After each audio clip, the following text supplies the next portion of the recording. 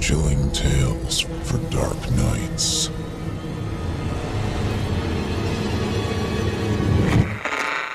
Want to make sure you never miss a Chilling Tales for Dark Nights video again?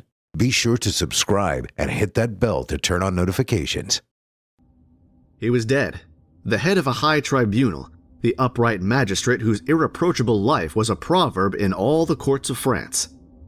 Advocates, young counselors, judges had greeted him at the sight of his large, thin, pale face lighted up by two sparkling, deep-set eyes, bowing low in token of respect. He had passed his life in pursuing crime and in protecting the weak. Swindlers and murderers had no more redoubtable the enemy, for he seemed to read the most secret thoughts of their minds. He was dead now, at the age of 82, honored by the homage and followed by the regrets of a whole people. Soldiers in red trousers had escorted him to the tomb, and men in white cravats had spoken words and shed tears that seemed to be sincere beside his grave. But here is the strange paper found by the dismayed notary in the desk where he had kept the records of great criminals. It was entitled, Why? 20th June, 1851. I have just left court. I have condemned Blondel to death. Now, why did this man kill his 5 children? Frequently one meets with people to whom the destruction of life is a pleasure. Yes, it should be a pleasure, the greatest of all, perhaps.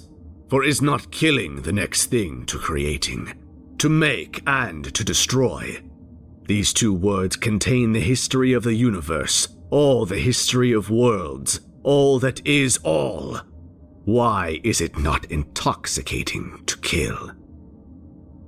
25th June. To think that a being is there who lives, who walks, who runs. A being? What is a being? That animated thing that bears in it the principle of motion and a will ruling that motion. It is attached to nothing, this thing. Its feet do not belong on the ground. It is a grain of life that moves on the earth, and this grain of life, coming I know not whence, one can destroy at one's will. Then nothing more. It perishes, it is finished. 26th June. Why then is it a crime to kill? Yes, why? On the contrary, it is the law of nature. The mission of every being is to kill. He kills to live, and he kills to kill.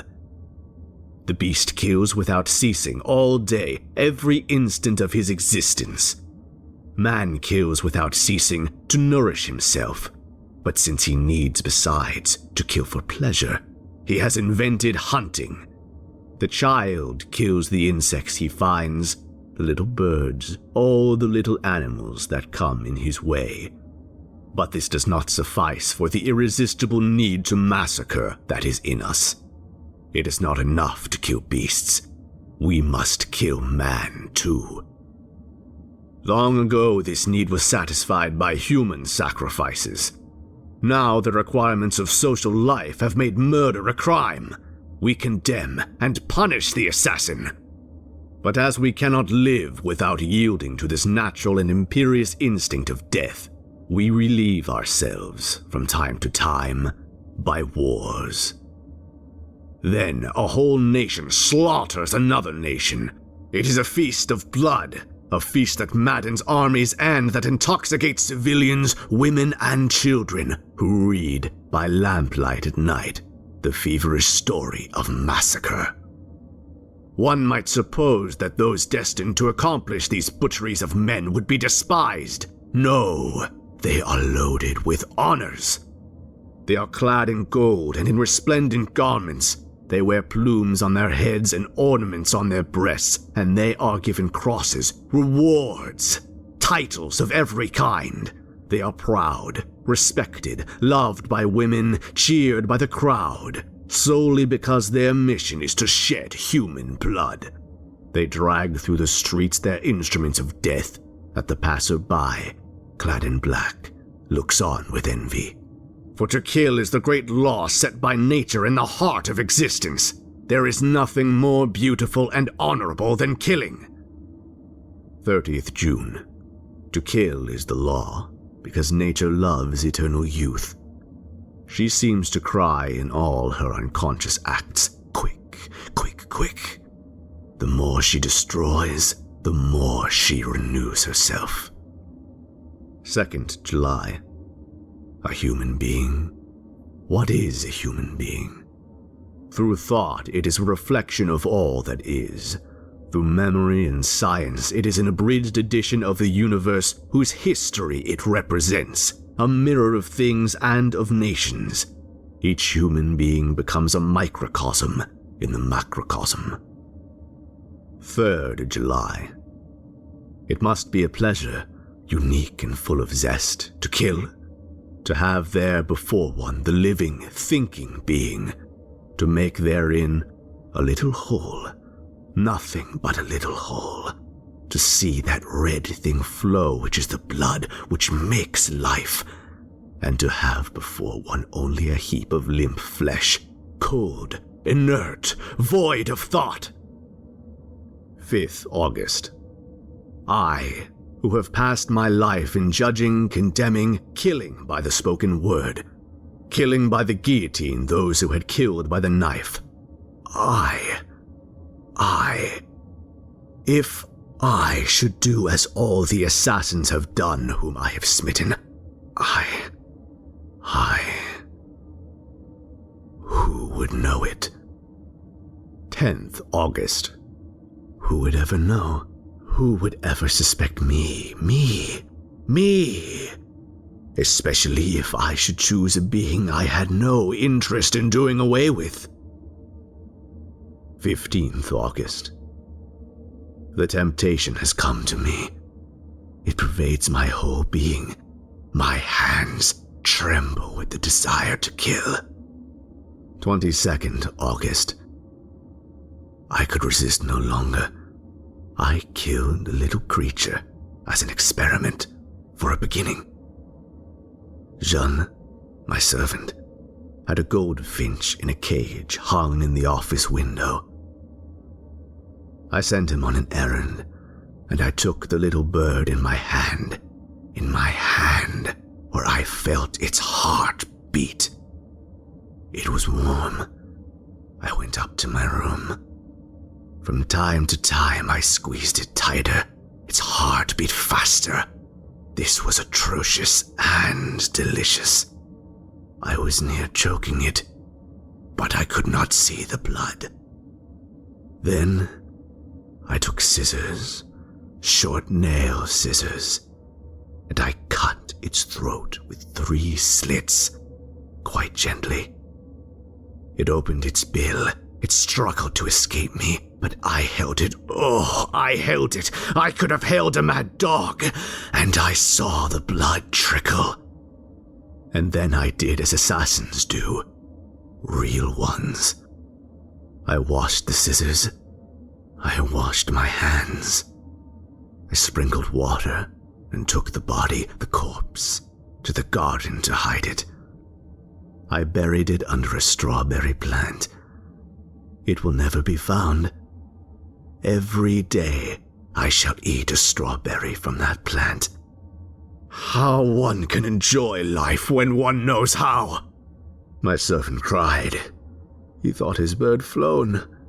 How could he suspect me? 25th August. I must kill a man. I must. 30th August. It is done. But what a little thing. I had gone for a walk in the forest of Vernez. I was thinking of nothing, literally nothing. A child was in the road. A little child eating a slice of bread and butter. He stops to see me pass and he says, "Good day, Mr. President." And the thought enters my head. Shall I kill him? I answer, "You were alone, my boy?" "Yes, sir." "All alone in the wood?" "Yes, sir." The wish to kill him intoxicated me like wine. I approached him quite softly, persuaded that he was going to run away. And suddenly, I seized him by the throat. He looked at me with terror in his eyes. Such eyes! He held my wrists in his little hands, and his body writhed like a feather over fire. Then he moved no more. I threw the body in the ditch and some weeds on top of it. I returned home and dined well. What a little thing it was. In the evening I was very gay, light, rejuvenated. I passed the evening at the prefect's. They found me witty, but I have not seen blood. I am tranquil. 31st August. The body has been discovered. They are hunting for the assassin. 1st September. 2 tramps have been arrested. Proofs are lacking. 2nd September. The parents have been to see me. They wept. 6th October. Nothing has been discovered. Some strolling vagabond must have done the deed. If I had seen the blood flow, it seems to me I should be tranquil now. The desire to kill is in my blood. It is like the passion of youth at 20. 20th October. Yet another. I was walking by the river after breakfast, and I saw, under a willow, a fisherman asleep. It was noon. A spade was standing in a potato field nearby, as if expressly for me. I took it. I returned. I raised it like a club, and with one blow of the edge I cleft the fisherman's head. Oh, he bled, this one. Rose-colored blood. It flowed into the water quite gently, and I went away with the grave step. If I had been seen, I should have made an excellent assassin. 25th October. The affair of the fisherman makes a great stir. His nephew, who fished with him, is charged with the murder. 26th October. The examining magistrate affirms that the nephew is guilty. Everybody in town believes it. 27th October. The nephew makes a very poor witness. He had gone to the village to buy bread and cheese, he declared. He swore that his uncle had been killed in his absence. Who would believe him? 28th October. The nephew has all but confessed. They have battered him so. Justice! 15th November. There are overwhelming proofs against the nephew, who was his uncle's heir. I shall preside at the sessions. 25th January. To death, to death, to death. I have had him condemned to death. The Advocate General spoke like an angel. Yet another. I shall go to see him executed. 10th March. It is done. They guillotined him this morning. He died very well, very well. That gave me pleasure. How fine it is to see a man's head cut off. Now, I shall wait. I can wait. It would take such a little thing to let myself be caught. The manuscript contained yet other pages, but without relating any new crime. Alienist physicians to whom the awful story has been submitted declare that there are in this world many undiscovered madmen as adroit and as much to be feared as this monstrous lunatic.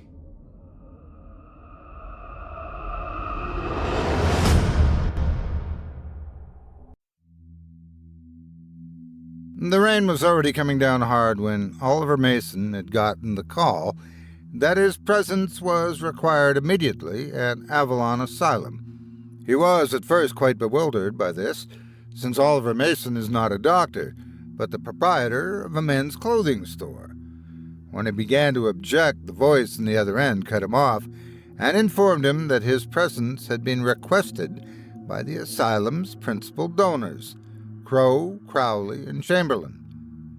Oliver instantly fell silent at the mention of his patrons, as he referred to them in polite company.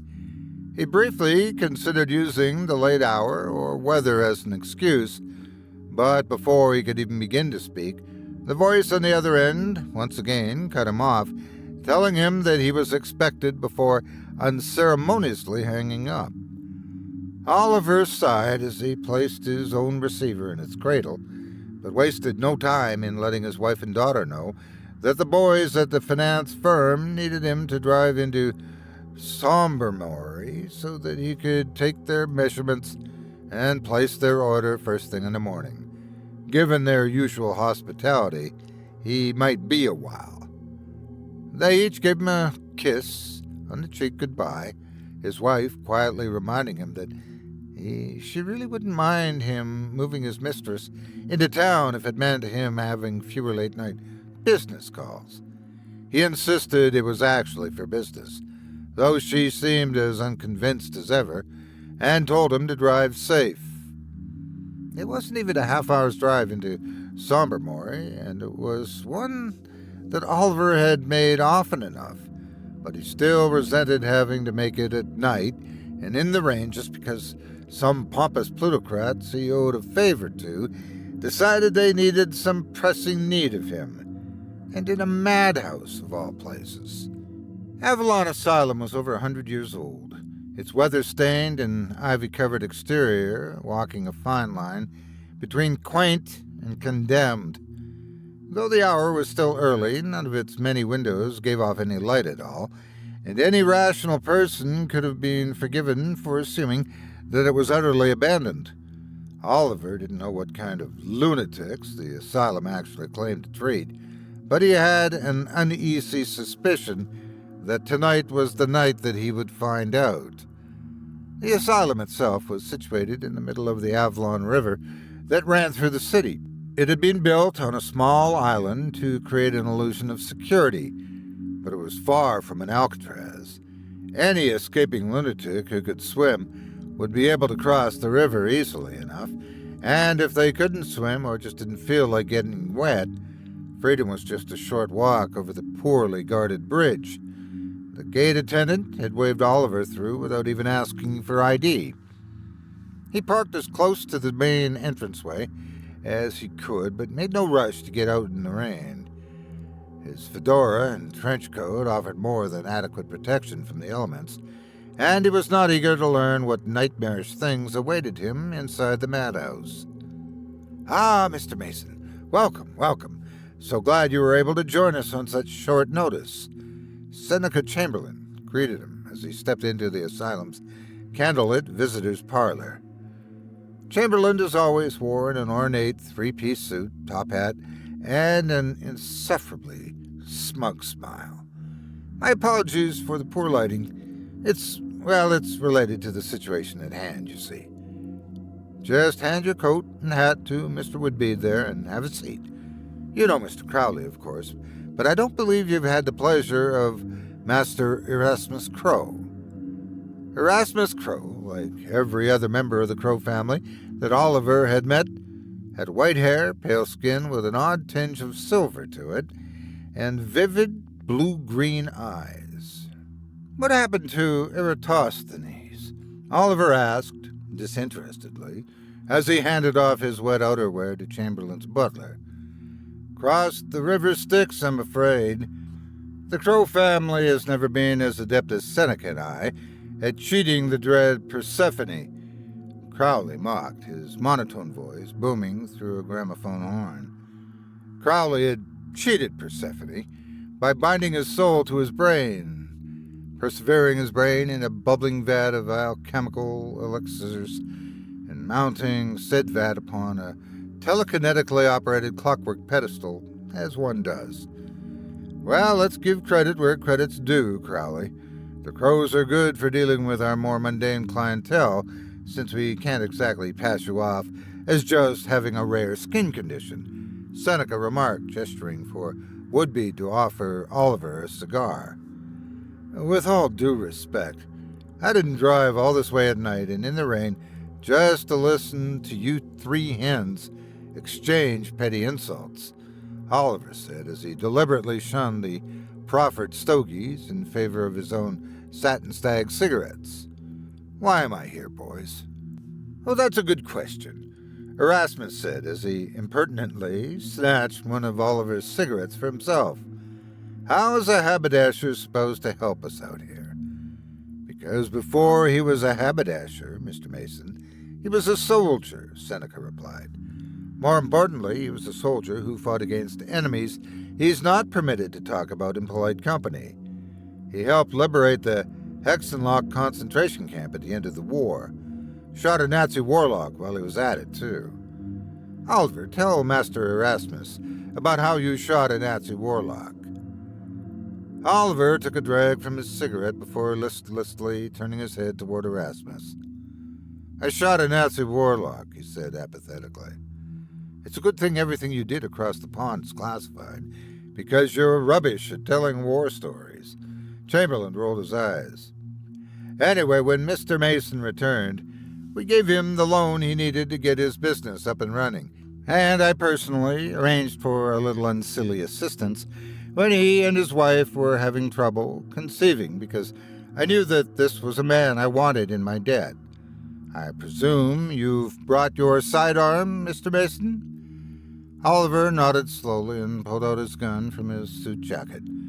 It was a custom-made revolver that held 7 bullets, forged from a marbled black metal that was unusually cold to the touch. Oliver didn't know what the metal was or who had made the gun, only that it was able to kill things that claimed to be unkillable. Yes, that's the one. Chamberlain smiled. And you have it loaded with the proper ammunition, I trust. Oliver opened the gun cylinder and pulled out a silver bullet etched with a calligraphic runes around its circumference. Excellent. That ought to do the trick. Do the trick against what? Oliver asked, unable to suppress his irritation as he reloaded and holstered his gun. Well, you see, the thing is, it's sort of some might call it a... Crowley. It's nothing you can't handle, my boy, Crowley assured him. You're serious. You're just going to point me in the right direction and tell me to shoot first and ask questions later, Oliver asked in disgust. Crowley and Chamberlain both turned toward Crow, as he was their junior-most partner, and as such, onerous duties of this sort often fell upon him. It's mad, Erasmus said at last. The patients we take in here are the kind of lunatics that people just want to get rid of. They're outcasts. No one gives a damn what we do with them, so we do with them as we damn well please. Crowley, in particular, comes up with all sorts of occult experiments, and one of his experiments is now loose. Well, not loose exactly. It's still in its ward, which we've evacuated and sealed off. The situation isn't completely out of hand, Seneca insisted. Then why is the electricity out? Oliver asked. We never said the electricity was out, Erasmus replied. Electric light seems to provoke it, so they're off for the time being. Candlelight doesn't seem to bother it as much, though, so we can at least give you a lantern. Erasmus passed him a cast-iron kerosene lantern that looked like it had been there since the asylum first opened, but Oliver made no move to take it. What kind of danger am I in? He demanded. None, if you shoot it in the head before it has a chance to retaliate, Seneca replied. It has to be the head? Oliver asked. Well, that's technically all that's left of it, Crowley admitted. Anything else you see in there is purely affectation. I'll keep that in mind, Oliver said as he put out his cigarette. Which way is it, then? Woodbead will show you to the ward, Chamberlain said with a nod to his butler. Oliver gave a purely perfunctory nod in return as he rose from his seat. With his gun in one hand and the lantern in the other, he followed Woodbead through the dark and deathly quiet hallways until they reached a wide set of doors labeled Experimental Ward, Authorized Personnel Only. Woodbead slid open a metal viewing port and cautiously checked the inside of the ward. "The entry is clear," he reported as he pulled out his keys and opened the doors just wide enough for Oliver to slip through, abruptly slamming them shut as soon as he was on the other side. He remained just outside, though, peering through the glass, vigilantly watching to ensure that Oliver didn't try to leave until after his task was finished. The antiquated lantern did little to illuminate the abysmal ward. Beds and other furnishings had been thrown out, light bulbs had been shattered, and banks of industrial-sized medical equipment had been smashed and toppled. There was a strong scent of formaldehyde and other potent chemicals, powerful enough to make Oliver wish he still had his gas mask from his army days. The only sound was the rain pelting against the windows, with no sign of whoever was responsible for this disaster. With a steady hand, Oliver slowly swept the lantern back and forth as he meticulously advanced through the ward, glass and other debris loudly crunching under his leather shoes as he did so. Even though the chemical fumes were stinging his eyes, he fought the urge to blink. The ward was so dark, with so many places to hide, that if something came hurtling towards him, the blink of an eye could literally mean the difference between life and death. Oliver was over halfway through the ward when his light fell upon something that finally gave him pause. It was a metal bed frame, the first one he'd seen that wasn't overturned. It was draped in a black bedsheet, which itself seemed unusual for a medical facility, underneath which was a huddled figure. Oliver pointed his gun at it, but resisted the temptation to pull the trigger immediately. For all he knew, it was a patient hiding from whatever he had been sent in to kill, and he didn't want innocent blood on his hands. "Identify yourself," he whispered, fully ready to shoot it in an instant should it become hostile. The figure under the sheet raised its head slightly, but made no effort to pull the sheet back. It sat up very slowly under the sheet, revealing itself to be well over 6 feet tall. "Identify yourself now or I'll shoot." Oliver took a step back as he held his gun toward the figure, his aim trained on its head as Chamberlain had recommended. "My name's Charlie," he replied timidly, speaking in the voice of a small child. "Please don't hurt me." "Damn it," Oliver thought to himself. He scrutinized the figure as meticulously as he could in the dim light, and without getting any closer, and he realized he couldn't actually tell if it was sitting on the edge of the bed or standing on it. If it was sitting on the bed, then it was bigger than he was, but if it was standing up on it, then it easily could have been a child. "Hello there, Charlie. Nice to meet you," he said cordially. "My name's Oliver. Would you mind coming out from under the sheet so that we can talk face to face?" "I can't come out," it said with a fervent shake of its head. "Why's that?" Oliver asked with a practiced paternal patience. "You'll shoot me if you see what I look like," Charlie whimpered. Oliver let out a sigh and, against his better judgment, lowered his gun. "Listen, Charlie, I'm not going to shoot you. How about you tell me what happened here? Can you do that?" he asked. The figure nodded sullenly, but its posture remained every bit as despondent, suggesting to Oliver that his promise not to shoot it carried little weight. "Ever since I was little, I would shake and fall down for no reason. I couldn't control it, it would just happen. The doctor called it epilepsy," Charlie explained. "Sometimes I'd break things or wet myself. Mother used to say I'd grow out of it, but it only got worse as I got bigger. I was an embarrassment and too much trouble, so Father sent me away. Mother said it wasn't forever, just until I got better, but I don't think Father ever wanted me back. It didn't matter anyway, because the doctors here weren't even trying to make me better. They'd strap me to the bed and stick me with needles. They said it was medicine, but all it did was make me sick and sleepy. Then they'd stick wires to my head and electrocute me to make me shake and wet myself worse than I ever did before. Sometimes so much that I couldn't even remember who I was. Then that brain in a jar came, shouting up made-up words. It was so loud, and he wouldn't stop talking, and none of it made sense. He called for his surgeon. He was wearing a mask, but not a doctor's mask. It was leather, and it covered his whole head with a brass mouthpiece and goggles, and it had long tubes feeding into it from a backpack. He took out a knife, not a scalpel, but a giant, dirty knife, and started cutting. He kept cutting and cutting and cutting, and it hurt so much. He kept cutting no matter how much I begged him to stop, and I didn't understand why I wasn't dead, and I still don't understand. He cut so much, there was nothing left.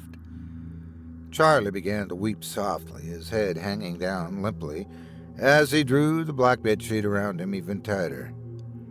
"Charlie, did you do this?"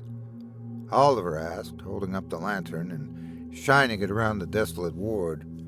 Charlie hesitated, but eventually he shamefully nodded his head.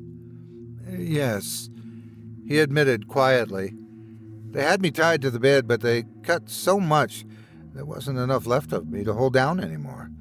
I sat up, and when I looked down at my own bloody and mangled body, I screamed. But when I saw my reflection in the window, I don't even know. I smashed the light bulb so I didn't have to look at myself anymore. And then I smashed everything else until I was too tired, and I laid down to cry until I was too tired for that, too." Oliver looked around the ward again, appraising the destruction. There was no way any child, no matter how mad with grief and rage, could have done all that. He had to know what he was dealing with before he made any irreversible decisions. "Charlie, listen. I need to see what they did to you," he whispered as reassuringly as he could. "Can I take the sheet off of you, please?" "Do you promise you won't scream?" Charlie whimpered. "I promise, Charlie." Oliver nodded, and he meant it. He was a disciplined soldier, and he'd seen all variety of mutilated bodies, both living and dead, during his deployment overseas. More importantly, he was a fairly decent father, and the last thing he wanted to do was upset a troubled child. Moving slowly, Oliver grabbed the top of the bedsheet and gently tugged it off. What he saw was a human nervous system suspended in midair, a floating brain with its spinal cord dangling limply like a tail. The nerves seemed to move of their own accord and had been responsible for holding the bedsheet in the shape of a human body. The eyes remained intact as well, naked, bloodshot orbs with pupils dilated as far as they could go, leaving no visible iris. What was truly repugnant, though, was that every inch of nerve tissue was coated with some kind of black fungoid growth, rhythmically expanding and contracting as if it were breathing.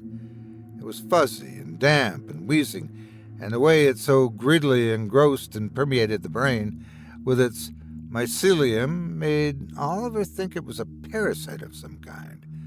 Although, if it was what was keeping Charlie alive, then perhaps the term symbiote would be more appropriate. "Crowley, you twisted bastard. Why would you do this?" Oliver whispered in disbelief. "I can never go back now. Back home, can I?" Charlie asked, the nerves, where his throat should have been, vibrating slightly as he spoke. Oliver sighed, setting the lantern down. He glanced around the upended ward, his eyes settling on the rain pounding upon a nearby window. "No, son, I'm afraid not." Everyone in the asylum heard the gunshot. By the time Crowley, Crow, and Chamberlain had reached the ward's entrance, Oliver was already out. "It's done," he reported solemnly, his gun still smoking in his hand. "It's dead?" Chamberlain asked hopefully. "Shot in the head, like you said, right between the eyes. The bullet tore right through it and still had enough energy to break a window. like the thing had been made of smoke, Oliver reported, holstering his gun and taking out his pack of cigarettes. Chamberlain nodded toward Woodbead, who pulled out a clockwork device that resembled a Geiger counter and went in to confirm the kill himself. "What about the body? Is it intact?" Crowley demanded shrilly. "Afraid not. The creature deteriorated into miasma the second the bullet made contact, which promptly evaporated," Oliver claimed as he lit a cigarette. "What?" Crowley demanded. "How is that possible?" "Beats the hell out of me. I'm not a thaumatologist. You gents just brought me in to shoot the damn thing, and that's what I did," Oliver said nonchalantly. Woodbead stepped back out of the ward, holding his scanning device high so they could see it all. "I performed a full sweep. There's no body, and I didn't get a single ping on the parathermometer," he reported.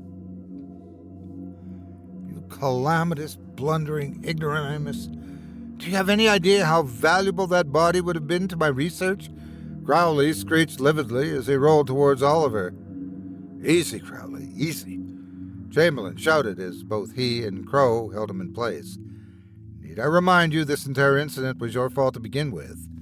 I brought Oliver in to clean up your mess, and that's all I care about. If you want your test subjects in one piece, then you should take better care that they don't break loose to begin with." Crowley wrinkled his gray matter at Chamberlain but said nothing. "Mr. Mason, I apologize for my colleague's outburst. You did splendidly." Chamberlain congratulated him. He reached into his breast pocket and pulled out a neatly folded wad of cash. "Here's a little something for your trouble." "And your silence," Crow added. "Yes, Erasmus, obviously. No need to threaten a poor man after what he'd just been through." Chamberlain rolled his eyes. "Honestly, of the three of us, sometimes I think I'm the only one who's capable of being affable. You're free to go, Mr. Mason. No sense in keeping you around these ingrates any longer, and thank you again, sincerely. Who knows what else that thing might have gotten up to if we had let it run amok." Oliver nodded without a word, pocketing the cash without counting it, as the exact sum hardly mattered to him.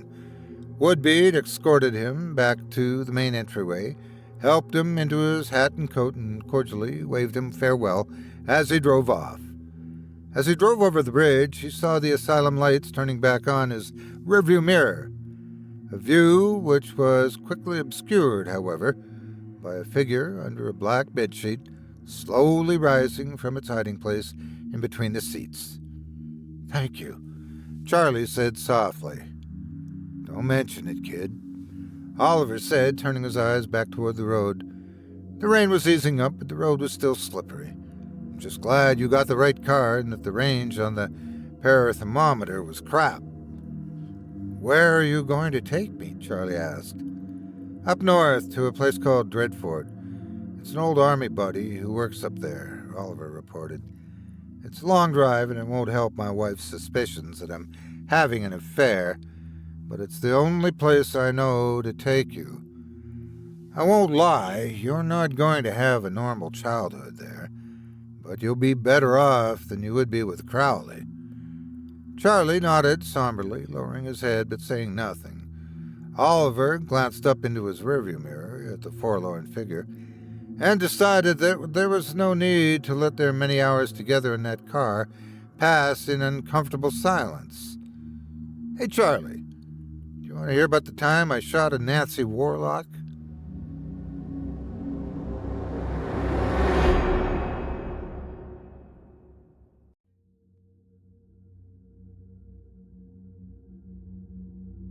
The silent darkness felt almost palpable, as if pressed by the intrusion.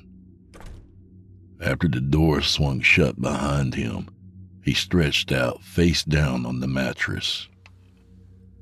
Although listening, he could only hear the steady rhythmic pulse of blood in his head now. His calves and feet throbbed with fatigue.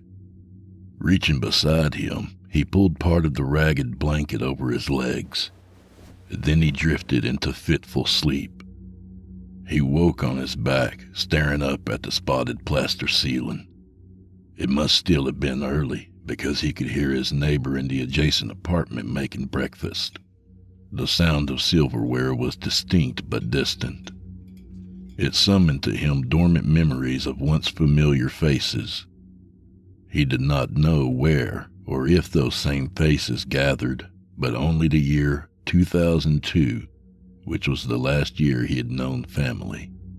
Now the memory, though, oppressed him, accentuated by the loss of his job at the Pearson Street Day-Night Foods, and he fought it off by thinking of the old man on the other side of the wall. Did he really know anything about him? They had spoken only 3 times in the 6 weeks they had shared the duplex. "I'm Jamie," he had told the man, at least 3 times his age, soon after moving into the ramshackle house with only his mattress and a suitcase of old clothes. "And I'm Repler," the old man had replied in a voice like sandpaper, before scurrying inside. Subsequent conversations had been no more significant. Jamie sat up and shivered. He tried to picture Mr. Repler sitting in his identically tiny kitchen, close to the wood stove, not wearing his thick black overcoat. It took more than a bit of imagination. He had never seen him without that coat of his. Always, and in any weather, the old man trudged the city streets as if compelled. Not that there weren't others, of course. Homeless derelicts who moved with instinctive aimlessness down alleys, pausing at trash can fires to warm their calloused hands. But he wondered, glancing about the room curiously, what it would be like to be that old and still have only this.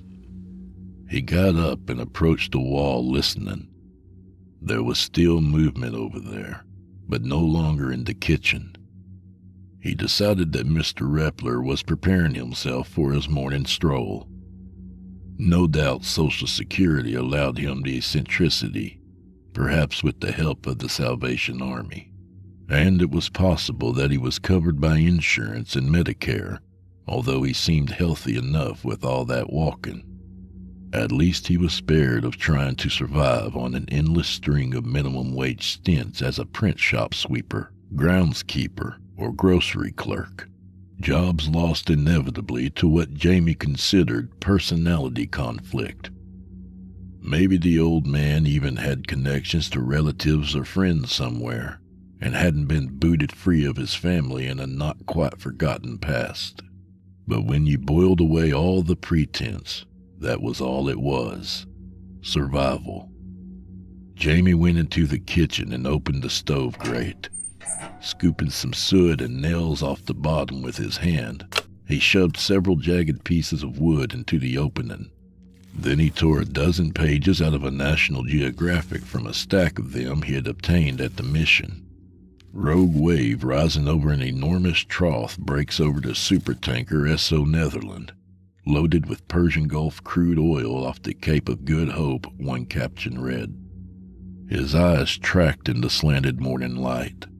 Breath misted in front of him.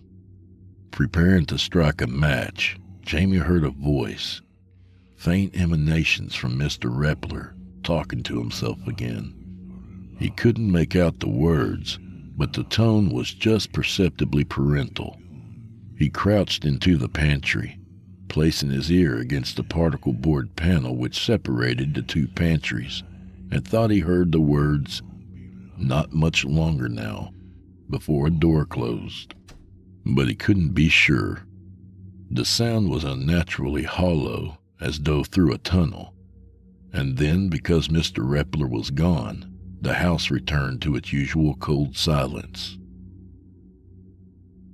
He spent the day at the employment office, applying for what benefits might still be left to him. The place was filled with mostly bored young blacks wearing jeans, although there were occasional executive types in suit and tie who sat, it seemed to Jamie, as if they were above it all. What eye contact was made was brief. One fat white woman with too much lipstick and a red scarf drawn over her bun of hair played solitaire across 2 folding chairs. A man in a Stetson, leaning back and studying the fly-specked rows of fluorescents overhead, idly tapping a pool cue case beneath his boot. And yet Jamie lingered until closing before lifting the lapels of his worn leather jacket against the bleak and already dimming skyline. Irritable at having been offered a tech school grant to study welding instead of either a job or benefits, he walked westward, glancing back over his shoulder compulsively. The downtown buildings reflecting the crimson sunset seemed to stand obliquely, as if unwilling to face that abandoned zone of poverty, the slums and tenements of the indignant. Down the elevated bypass, which swathed across the perimeters of the West End, whisked carloads of city workers, their destination the untainted promontory of the middle class. From 100 ramps and back-road parking lots, the glittering python had been summoned, but already it had become segmented as the bulk of the snake-like scales reflecting the dying sun was shunted north. Soon the stilted ribbon of concrete was thrummed only intermittently as Jamie walked under it. Returning hurriedly to the apartment, Jamie caught glimpses of street people, their shadows stretched in front of them in the growing gloom. Exhaust puttered from solitary cars roving narrow back streets. Smoke rose from chimneys and mouths. 2 scarfed black men stood framing the rusted Coca-Cola sign on the front of the barred-up Polly Superette, slowly rocking and staring, their words muffled, unintelligible. Nearer his street now, Jamie saw him, Mr. Repler in his big black overcoat. The old man moved methodically, stepping over the broken and buckling sidewalk. Then he paused at a grate near the corner to let the hem of his coat billow slightly in the rising warmth. Was he off on another trek? Jamie hesitated, but decided not to follow. That night he ate at the rescue mission at the end of the street. The neon cross outside sputtered Jesus Saves against the darkness. First, everyone listened to Brother Shoemaker's sermon on the evils and sins of alcohol. Then afterward, they were served meatloaf, mashed potatoes, and corn donated by an Eastside A&P because the cans had begun to rust. It tasted good, though. None of the men, although mostly transients, ever grumbled. Back in the apartment, Jamie climbed the ladder into the attic through the trap door in the kitchen ceiling, hoping to find wood not essential to the skeleton framework of the house. He had intended to replenish his supply by ripping some boards from the condemned boarding house on the next block, as he had seen a woman pulling a red wagon do.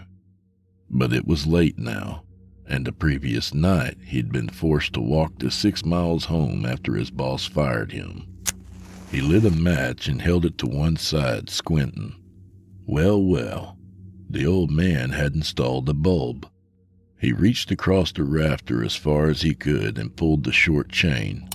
The bulb lit, swaying and throwing his distorted shadow behind him. Maybe the old man had electric heat now. He waved the match into smoke and began looking around. The ceiling boards sagged. The twin metal chimney pipes were sooty with leaks. What insulation lay between the rafters was stained and smelled moldy. But he saw why the old man had put in the light. Over to one side, near the opposite trap door, were a half-dozen low wooden boxes. Beside these were several hand tools on what looked like a restaurant chopping block. There was a claw hammer, a pair of pliers, a chisel, and a hacksaw. Crawling along the rafters, he edged closer. His shadow reached it sooner. Poised carefully, the light behind him now, he stretched to pull free one of the box lids. Then he breathed into his hands and slid beside it. At first he thought there was nothing inside. He put his arm into the opening and came out with a handful of straw. Something moist dewed the pale strands. He smelled it and returned it to the box, disgusted. Then he opened another box. It too was empty except for the straw. Suddenly, he heard a door open somewhere below. Mr. Repler's apartment. He reached behind him and pulled the chain. The darkness which rushed around him felt thick and close, almost cloying. Mr. Repler walked into the kitchen directly below. He could hear the old man breathing heavily, as if in pain. For a long time, just standing there, breathing. Was he looking up at the attic trapdoor? But now Mr. Repler was fumbling in the sink. There was the sound of silverware again. Something was taken out of the pantry. A meal was being prepared. After a few minutes, he went into the other room and a rustling followed, like a paper sack being inverted. Repler began to mumble to himself again. Or was he alone? Jamie resisted the urge to bend closer and began sliding backward along the rafters. Touching Repler's chimney in passing, he discovered it warm. Had it been burning all along? Gingerly, he let himself down into his kitchen, thinking that tomorrow he would find firewood. For tonight he would burn the National Geographics. The next morning was the same. Mr. Repler was up early and out by 8 o'clock. Jamie watched him walking away along the uneven slabs with quick, short steps, the lapels of his coat drawn up beneath his ears in protection. Where was he going?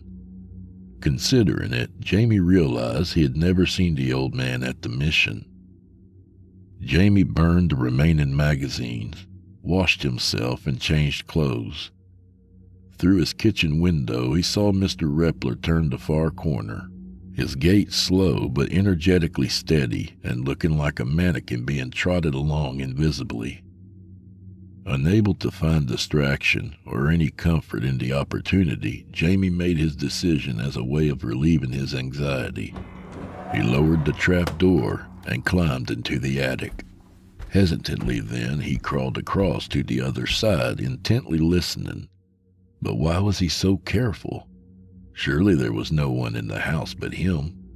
He pushed on the opposite trap. It squealed and he stopped. Through a 2-inch opening, he could see into the kitchen now. There were dishes everywhere. Cordwood was stacked in one corner about hip-high.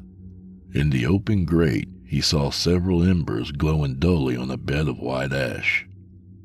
Another chopping block was propped in the sink, with an oval stain across it from the dripping faucet. Carefully, he pushed the trap down so he could see into the next room. An unmade bed and a round table with an aquarium near the center. As he suspected, the apartment was empty. He forced himself to descend. His heart quickened at the prospect of being caught. But what could the old man do? Call the police? He didn't have a phone. Jamie grinned feebly. If he wanted, he could clean the place out, chuck his mattress, and check into the YMCA. Looking around, however, he decided there was probably nothing worth stealing except the wood. In the living room, he switched on the light. It certainly was warm, he thought, noting the filament space heater which stood beside one discolored wall. He stepped over the scattered newspapers to the card table and put his hand into the aquarium. The straw at the bottom was also spotted, damp. 4 other aquariums, their glass lids ajar, lined the hardwood floor. He went back into the kitchen, not knowing what to do. In the silence, the old battered Frigidaire, which in Jamie's apartment was used to store wood, coughed into a wheezing hum. He grasped the rusted handle firmly and pulled it open. At first, he didn't know what he was looking at. Then the smell hit him. Beneath a 25-watt appliance bulb, and stretched across 2 bent wire mesh shelves, lay the bloody hindquarters of a freshly killed animal, wrapped loosely in plastic. By the feet, he guessed dog. Blundering back into the stove, he also saw that below this were various fruits and vegetables, carrots, onions, bananas, oranges, and apples. None of these were even remotely fresh. Letting the door swing shut, he stooped and turned away, tightly closing his eyes.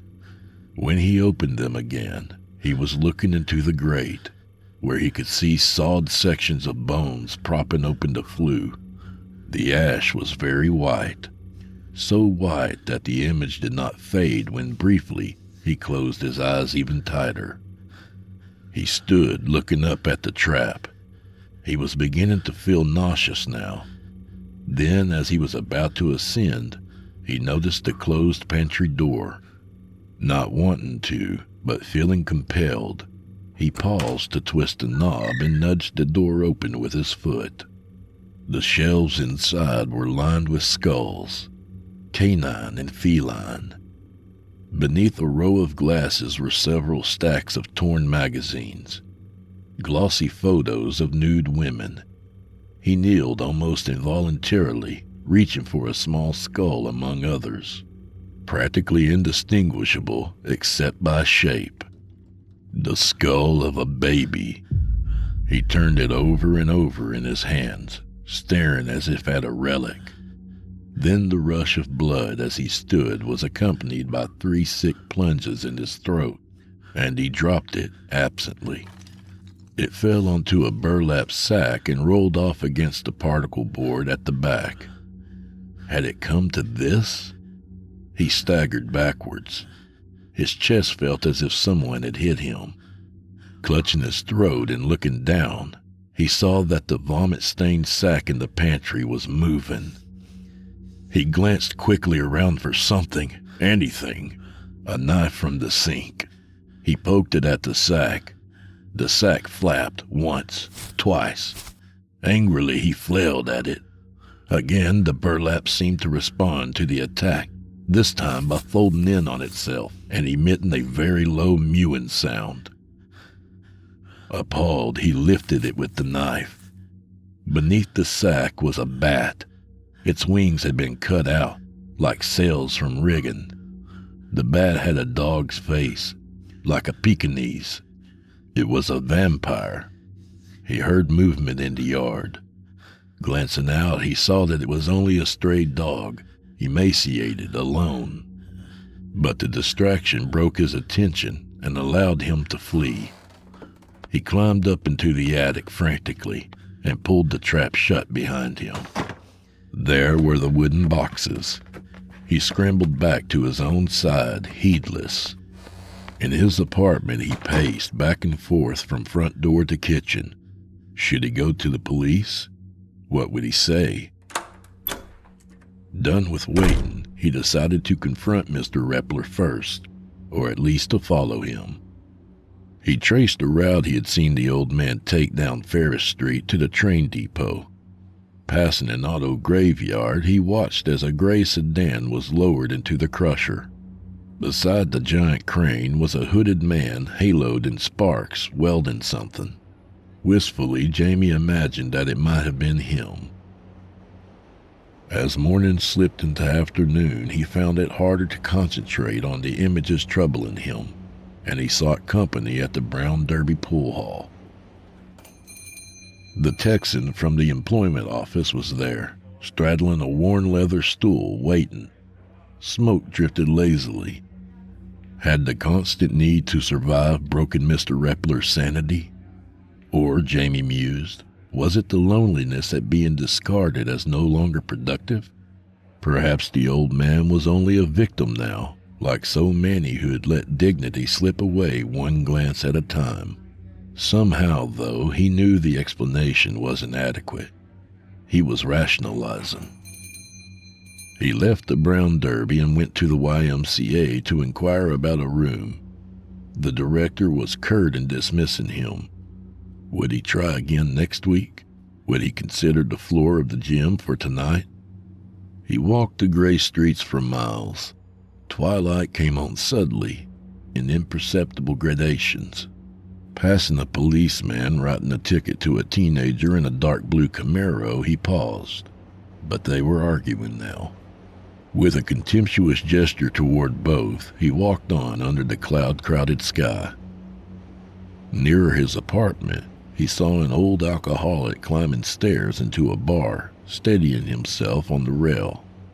Through the window of a service station, he saw where a tired attendant sat in a wooden chair, head in hands, with only a credit card imprinter and a symmetrical stack of oil cans visible in the bare room. As he approached the house, his anxiety increased. Should he try to stay at the mission? Brother Shoemaker would be sure to notice him, though. If he appeared too conspicuous, or they were forced to make too much fuss over him, he would surely be labeled as a freeloader. Being unable to blend in with the other transients then, he'd be denied meals in the future. Seeing no light in Mr. Repler's windows, he went in and found his own room similarly dark and cold. Cursing himself inwardly for not remembering to get wood, he lit a candle and listened at the pantry door. Nothing. Dimly, he imagined himself stealing some of the old man's wood, but the thought of crawling over there again repulsed him. Instead, he glanced up at the trap. Through a minute crevice due to the misalignment of the door, he saw light in the attic. But hadn't he turned it off that morning? Of course he had. His breath caught in his throat. His arms sagged and the candle was gutted. The thin band of light now split the room like a razor. He stood for what seemed a lifetime, listening. But he could hear nothing but the faint sweep of traffic along the distant bypass.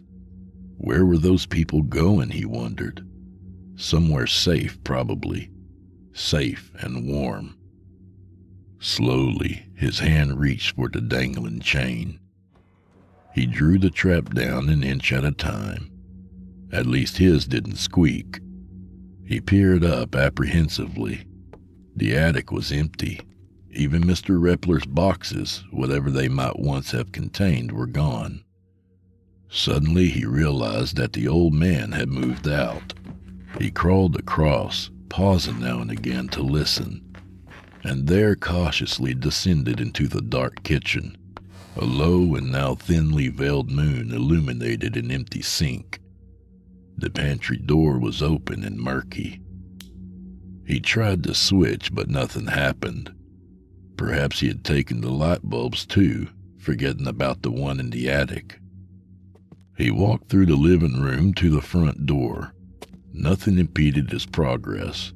No bed, table, or aquariums. He tried the door and found it locked. A double-keyed deadbolt. Returning to the kitchen, he had begun stacking the remaining cordwood across his left arm when he felt it, a slight pull of air. Puzzled, he stopped for a moment, and then, horrified, realized he had neglected to lock his own front door. A sound like shuffling, although exaggerated through the traps and the cold conductive medium of the attic, came to him hushed. In terror, he considered the possibility that the reverse might also be true, and numbed by the thought, cradled the wood in his arm like a sleeping baby. Then the silence returned, as if he had just imagined it. Or were they both waiting, listening? Blood hammered his temples, a sluggish throbbing that was enough to erase the feeble sounds of traffic. He clamped his eyes shut and tried to think of a face. His mother's, busy about the stove. His father's, driving him around the block in his striped yellow taxi. No, those images wouldn't hold, kept shifting. He saw instead the blurred faces of street people, faces which appeared on corners for a day or a week, that just when you thought you knew them would vanish and be replaced. He saw Mr. Repler's face too, or what he could remember of it. How old might such a face be? 60? 80? 800? He smiled at the thought, but not long. He could hear the mumbling now, distinct, unmistakable.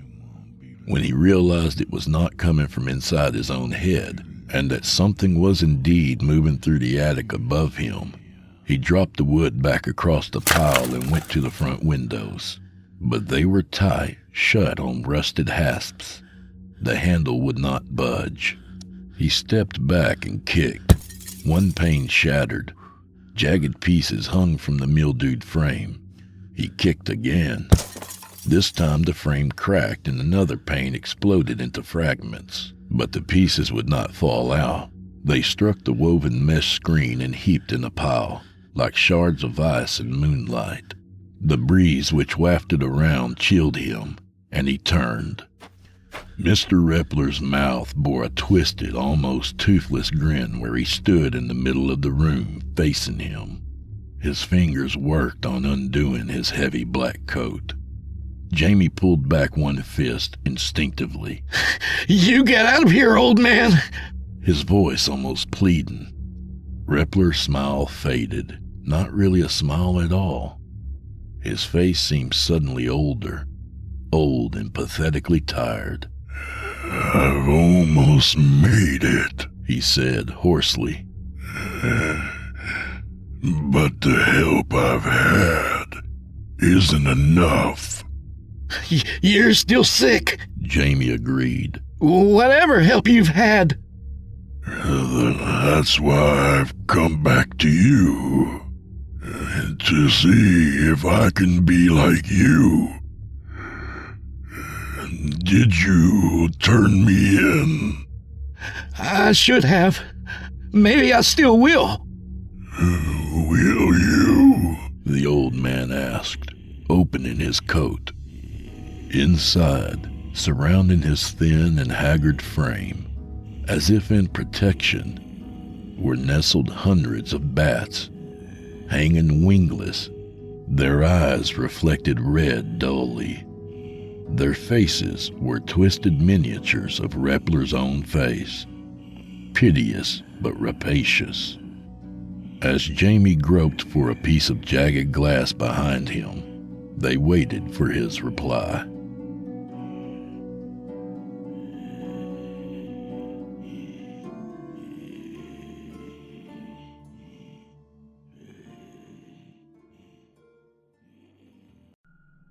Chicago, Illinois. Shorty Small, a man neither short nor small, took a final drag on his cigarette. Without diverting his gaze, he flicked the butt to his right. Glowing flakes of tobacco scattered as the dying cigarette struck the neighboring building's brick wall. The sparks triggered small nocturnal creatures to scurry away in the debris-littered alleyway.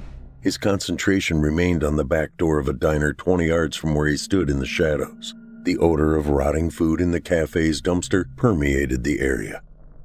A single low wattage bulb above the restaurant's door provided a feeble glow, scarcely penetrating the gloom up and down the delivery lane. Accustomed to uncomfortable waits, Small glanced at his watch. No time for another cigarette. His mark could emerge at any moment. He did not care to know the reason why or who wanted the man he waited for dead. The money he would receive for this particular job almost compensated for his discomfort and efforts. Time passed slowly. He checked his watch again. Late. The man always brought a large trash bag out to the dumpster before closing the diner. Suddenly, the door swung open and a figure emerged carrying 2 bags of refuse from the restaurant. He walked quickly toward the industrial-sized trash bin. When he arrived, he turned his back to Small and sat one bag down to free his left hand to raise the lid. The hitman slipped from his darkened hiding place, extracted a suppressed Ruger .22 caliber SR from the small of his back, and silently approached the man now hefting one of the bags into the trash bin. Placing the gun barrel a foot from the nape of the mark's neck, he pulled the trigger twice. Whoever the man was, or would have been, ended there in the darkened alleyway. Shorty Small disappeared into the night, leaving the now deceased target to be discovered by some hapless soul. Sleep remained elusive as the big man lay in his bed and stared at the ceiling fan slowly circling above him. Every time he closed his eyes, the faces of his victims gathered to point their accusing fingers at him. Despite the air from the fan, sweat soaked his pillow and stained the sheets on the creaking bed. He glanced at the digital clock on the nightstand. 4:22 a.m. Only the light of dawn would cause the images to go away and allow a dreamless sleep to overtake him. Somewhere around noon, he rose and sat on the side of the bed. With elbows on his knees, he supported his head with the palms of his hands. The toll of sleepless nights and constant weariness created an overwhelming weight on his shoulders. He reached for a cigarette on the nightstand. The stench of stale tobacco smoke and the pile of butts in an ashtray saturated the air of his small bedroom. Lighting the cigarette, he inhaled deeply. The rush of nicotine only slightly eased the despair he felt every morning. Alleviating his depression with alcohol or pills did not appeal to him. Individuals within his profession who self-medicated normally experienced a short career. A knock on his apartment door startled him as he munched on a sandwich made from leftover meatloaf. Extracting the Ruger from the small of his back, he approached the door and growled, "Yeah, who is it?" "It's Sara, you big oaf. Who else would it be?" He unlocked the door and released the security chain. Properly describing Sara continually eluded him. At first glance, she projected the illusion of a kindly grandmother. Her professionally styled silver gray hair showcased the short pendant earrings she always wore. The stone in the earrings constantly matched her outfit. Today she wore a maroon pantsuit with black wedge heel pumps. Rumors suggesting a former career as a high-dollar fashion model were probably correct, as even in her mid-60s, she caused men to turn their heads. Once you were past the outside package, she possessed the disposition of an angry, sarcastic, and bitter old woman. As soon as she passed the doorframe, she sniffed and wrinkled her nose. "How in the hell can you stand to live in this dump?" "It's my dump. No one asked your opinion." She dropped an envelope on the small breakfast table and turned to look at him. "The client was pleased, Shorty. They've already paid." The guy was a cook on the night shift of a greasy spoon diner. What did he do to piss off someone enough they would pay for him to get whacked? "I never ask questions, but rumors are he used to be an accountant who put a decimal in the wrong place and then took off with the money. But like I said, I don't ask too many questions. All I do is negotiate the contract, assign personnel, and collect the money." "Maybe you should ask questions once in a while." "Why bother?" He shrugged as he took another bite of his sandwich. "Asking questions can lead to problems neither you, nor mainly I, don't need." "Always thinking of others, aren't you, Sara?" She smiled as she opened the refrigerator door. "Got any beer?" "Do you see any?" "No. Use some of that money I just gave you and buy some for my next visit." Shutting the fridge, she walked back toward the apartment door. "I have another assignment for you." "I'm considering retiring." Her shrill laugh filled the small apartment. "Retire? You?" "Yeah, I'm not getting any younger, and one of these days I'll make a mistake and pay for it." "Well, the biggest mistake you could make right now is to retire." "Why?"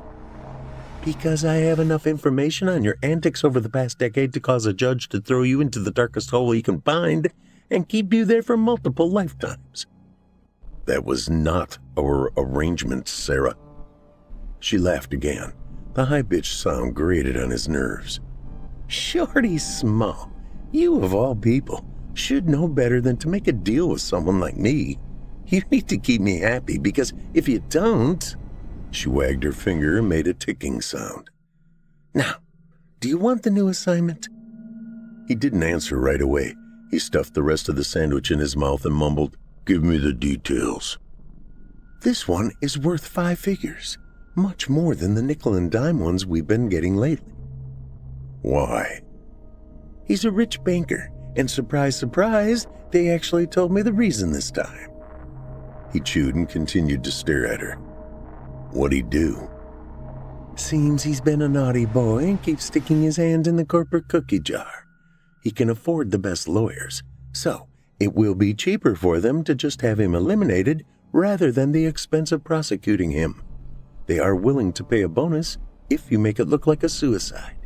You know, like the way you always make it look so convincing. When? As soon as possible. It will take time to study him and find the best opportunity. I told them that. And? You have a week. I'll need the details. You'll get them the normal way. He nodded as he watched her open the front door. Before exiting the apartment, she turned back to him. Make this a good one, Shorty. Mama needs the money. The door closed and he stared at the empty space she occupied a few seconds earlier. One of Shorty Small's favorite places to be by himself remained the Grant Park area on South Lakeshore Drive. If he wanted to go to the Adler Planetarium, he could. If he wanted to sit on a park bench and stare out over Lake Michigan, he could. If he wanted to take a simple walk around the park, he could, and did more and more often over the last few months. During these solitary excursions, the faces and voices in his mind disappeared. He felt like a normal human being. Having grown up in the West Garland Park area of Chicago, his survival instincts were heightened by the constant threat of violent crimes in his neighborhood. Graduating from high school, he joined the Army and became an MP. After serving 4 tours in various hotspots around the world, he left the Army with an honorable discharge and the skills to effectively break up fights and corral violent men. Because of his size and these skills, a private security firm recruited him to work as a bodyguard for rich clients. This lasted almost a decade until the wife of one of the security firm's more wealthy clients seduced him one night. Without even a thank you for your service, Shorty Small found himself unemployed, without a place to live, and broke. Bouncing for a high-end bar in the downtown Loop area provided enough money to find a small apartment and to scrape by, until one of the patrons of the nightclub posed a question to him one night. Want to make some real money, Shorty? Sure, doing what? Using your hands. I'm all ears. 5 hours after Sara's visit, he knew the name of his next target and where he lived. This usually gave Small a head start on determining the best way to complete the job. Not so in the case of Homer Morris. The man rarely left the posh apartment building near Chicago's downtown Loop. When he did leave, it usually meant he sprinted from the front entrance, guarded by a huge doorman, to a waiting limousine. Following the limousine provided problematic due to the trips being at random times and never on a daily basis. An internet search on the man provided information Sara did not. Morris, 69, and a bachelor, did not work for a bank, nor did he have anything to do with a bank. He fell into the status of being the 100 first wealthiest persons in the world, having been knocked out of the top 100 by a hedge fund operator. The more Shorty Small uncovered about the enigmatic Homer Morris, the more he suspected Sara might be setting him up for a fall. In an attempt to discover why Sara would mislead him about the mark, he decided it would be in his best interest to confront the man. A rich guy like Morris might, when confronted by a man like Small, offer to up the ante. If not, well, the sum offered by Sara would work just as well. Small watched the building for the first 3 of the 7 days specified by the contract. A wide variety of services visited the apartment complex on a daily basis. However, they were always the same companies. AT&T for phone and internet problems. Always There Plumbing appeared to be the authorized vendor to take care of leaky faucets. Heating and air conditioning issues were handled by a company called All Seasons. The only vendors that varied seemed to be pizza delivery and catering services. Getting into the building as a pizza delivery guy seemed to be the easiest and least expensive method open to Small. On the 4th day, Morris left the apartment building just before noon. Small, having prepared for this, approached the building, holding an insulated pizza delivery bag, and handed the doorman a delivery ticket from a local pizza shop. 10 minutes later, he stood outside Homer Morris's apartment and, using skills learned as an MP, picked the lock and let himself into the home. The interior did not appear to be that of a lifelong bachelor. Instead, the living area decor revealed Morris to be fond of contemporary steel furnishings. Expensive area rugs accented the dark hardwood flooring. Small moved toward the flat's center and found an office with floor-to-ceiling bookshelves. They were filled with biographies, autobiographies, history, science, and volumes by historic and modern philosophers. A massive oak desk sat in the middle of the room with a flat-screen computer monitor and a wireless keyboard and mouse. An antique lamp sat on the corner of the uncluttered surface. He sat in the air-on mesh office chair and looked at the computer screen. After touching the space key, the display came to life. A rectangular box appeared asking for a pin. The home intruder lifted the laptop up to look at the underside of the unit. He found the code he sought, and then, over the course of the next hour, learned as much as he could about the man who owned the apartment. The door to Homer Morris's place opened slowly as the owner cautiously entered the living area. He stopped and observed a large man sitting in one of his Herman Miller Ames lounge chairs. The intruder sat there with a smile and an automatic pistol within reach on the side table. Morris showed no emotion as he gradually closed the front door. "I see you made yourself at home." Small tilted his head but said nothing as he watched the apartment owner try to determine the best approach to the problem he faced. Morris continued, "If you are going to shoot me, go ahead. I hate waiting." "I have no intentions of shooting you, at least not at the moment.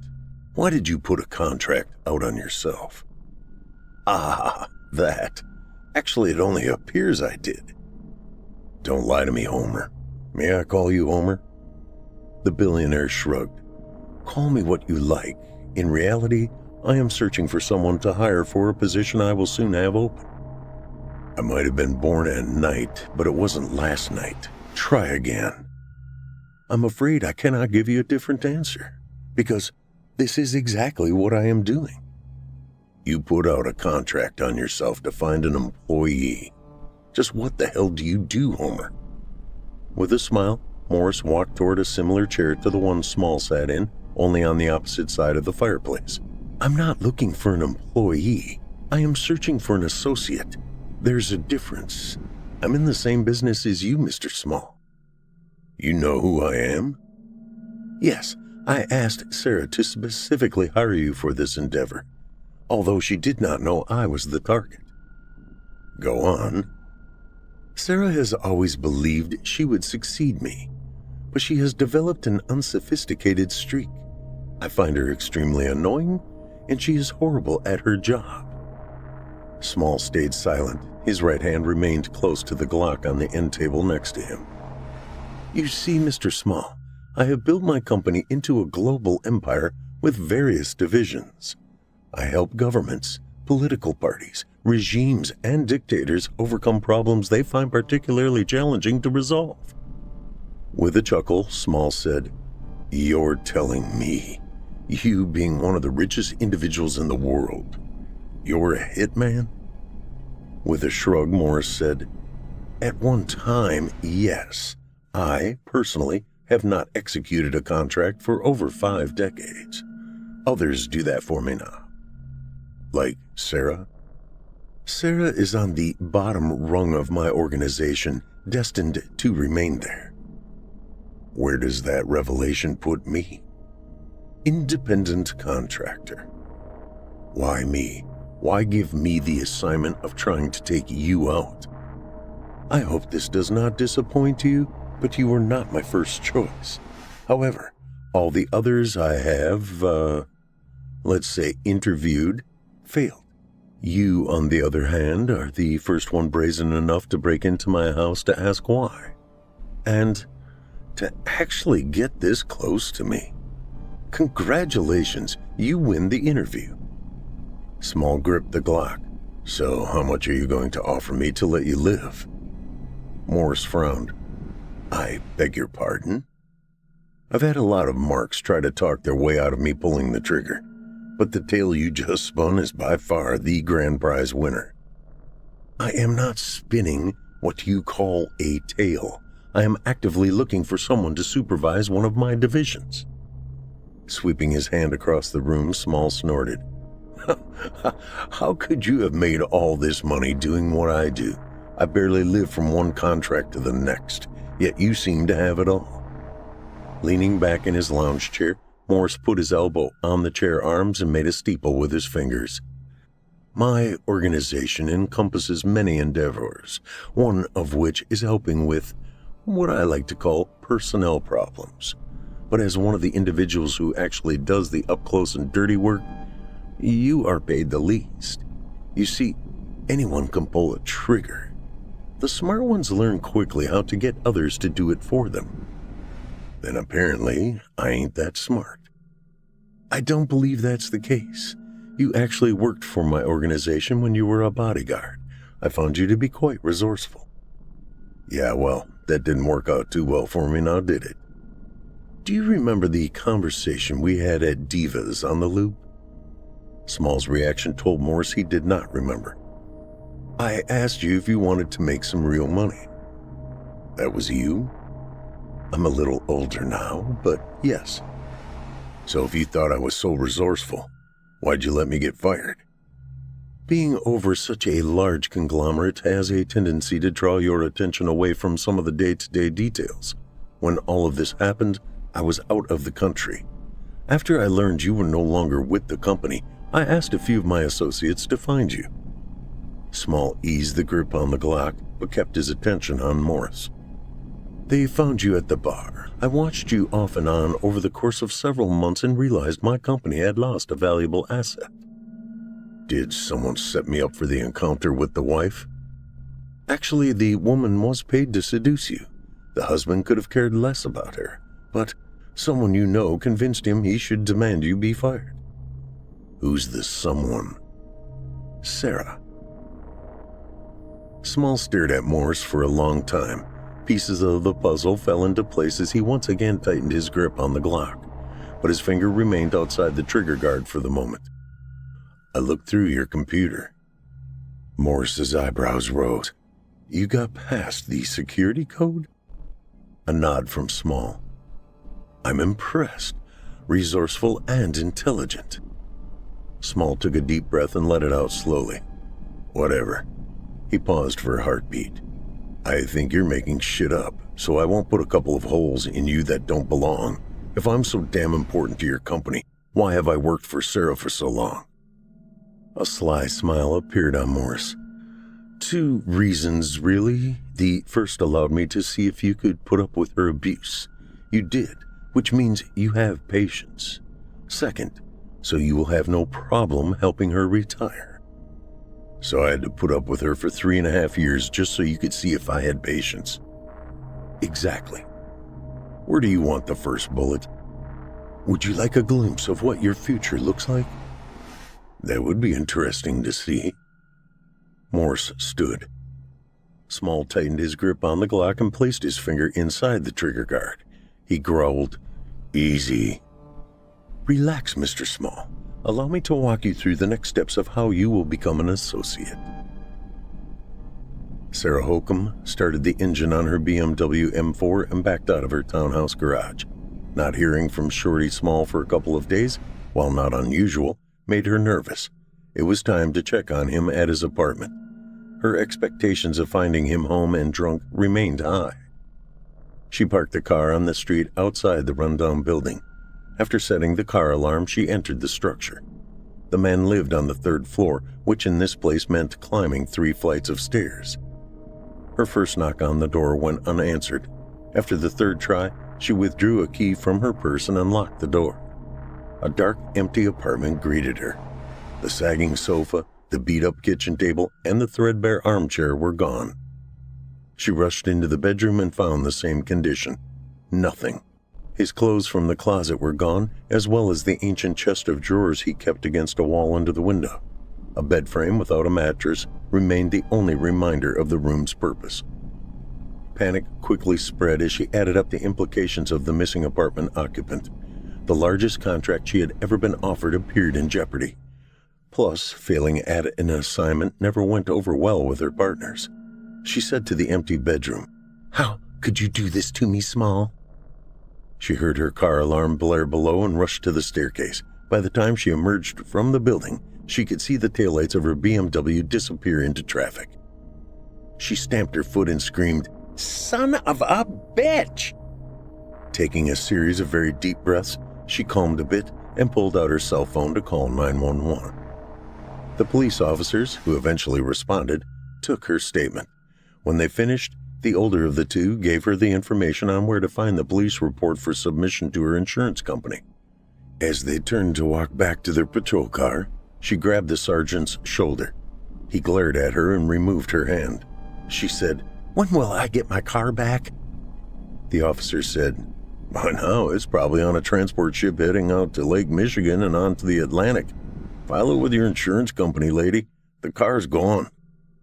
"You can at least wait until I get a ride from Uber." He gave her a half smile. "Yeah, you'd think we would. Sorry." The patrol car pulled away from the curb as she called for a ride. The sun began to dip below the horizon when she finally returned to her townhouse.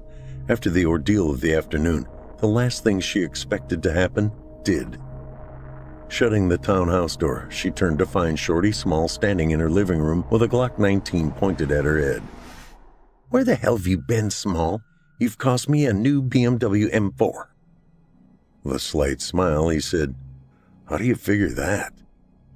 "I was checking on you when my car got stolen.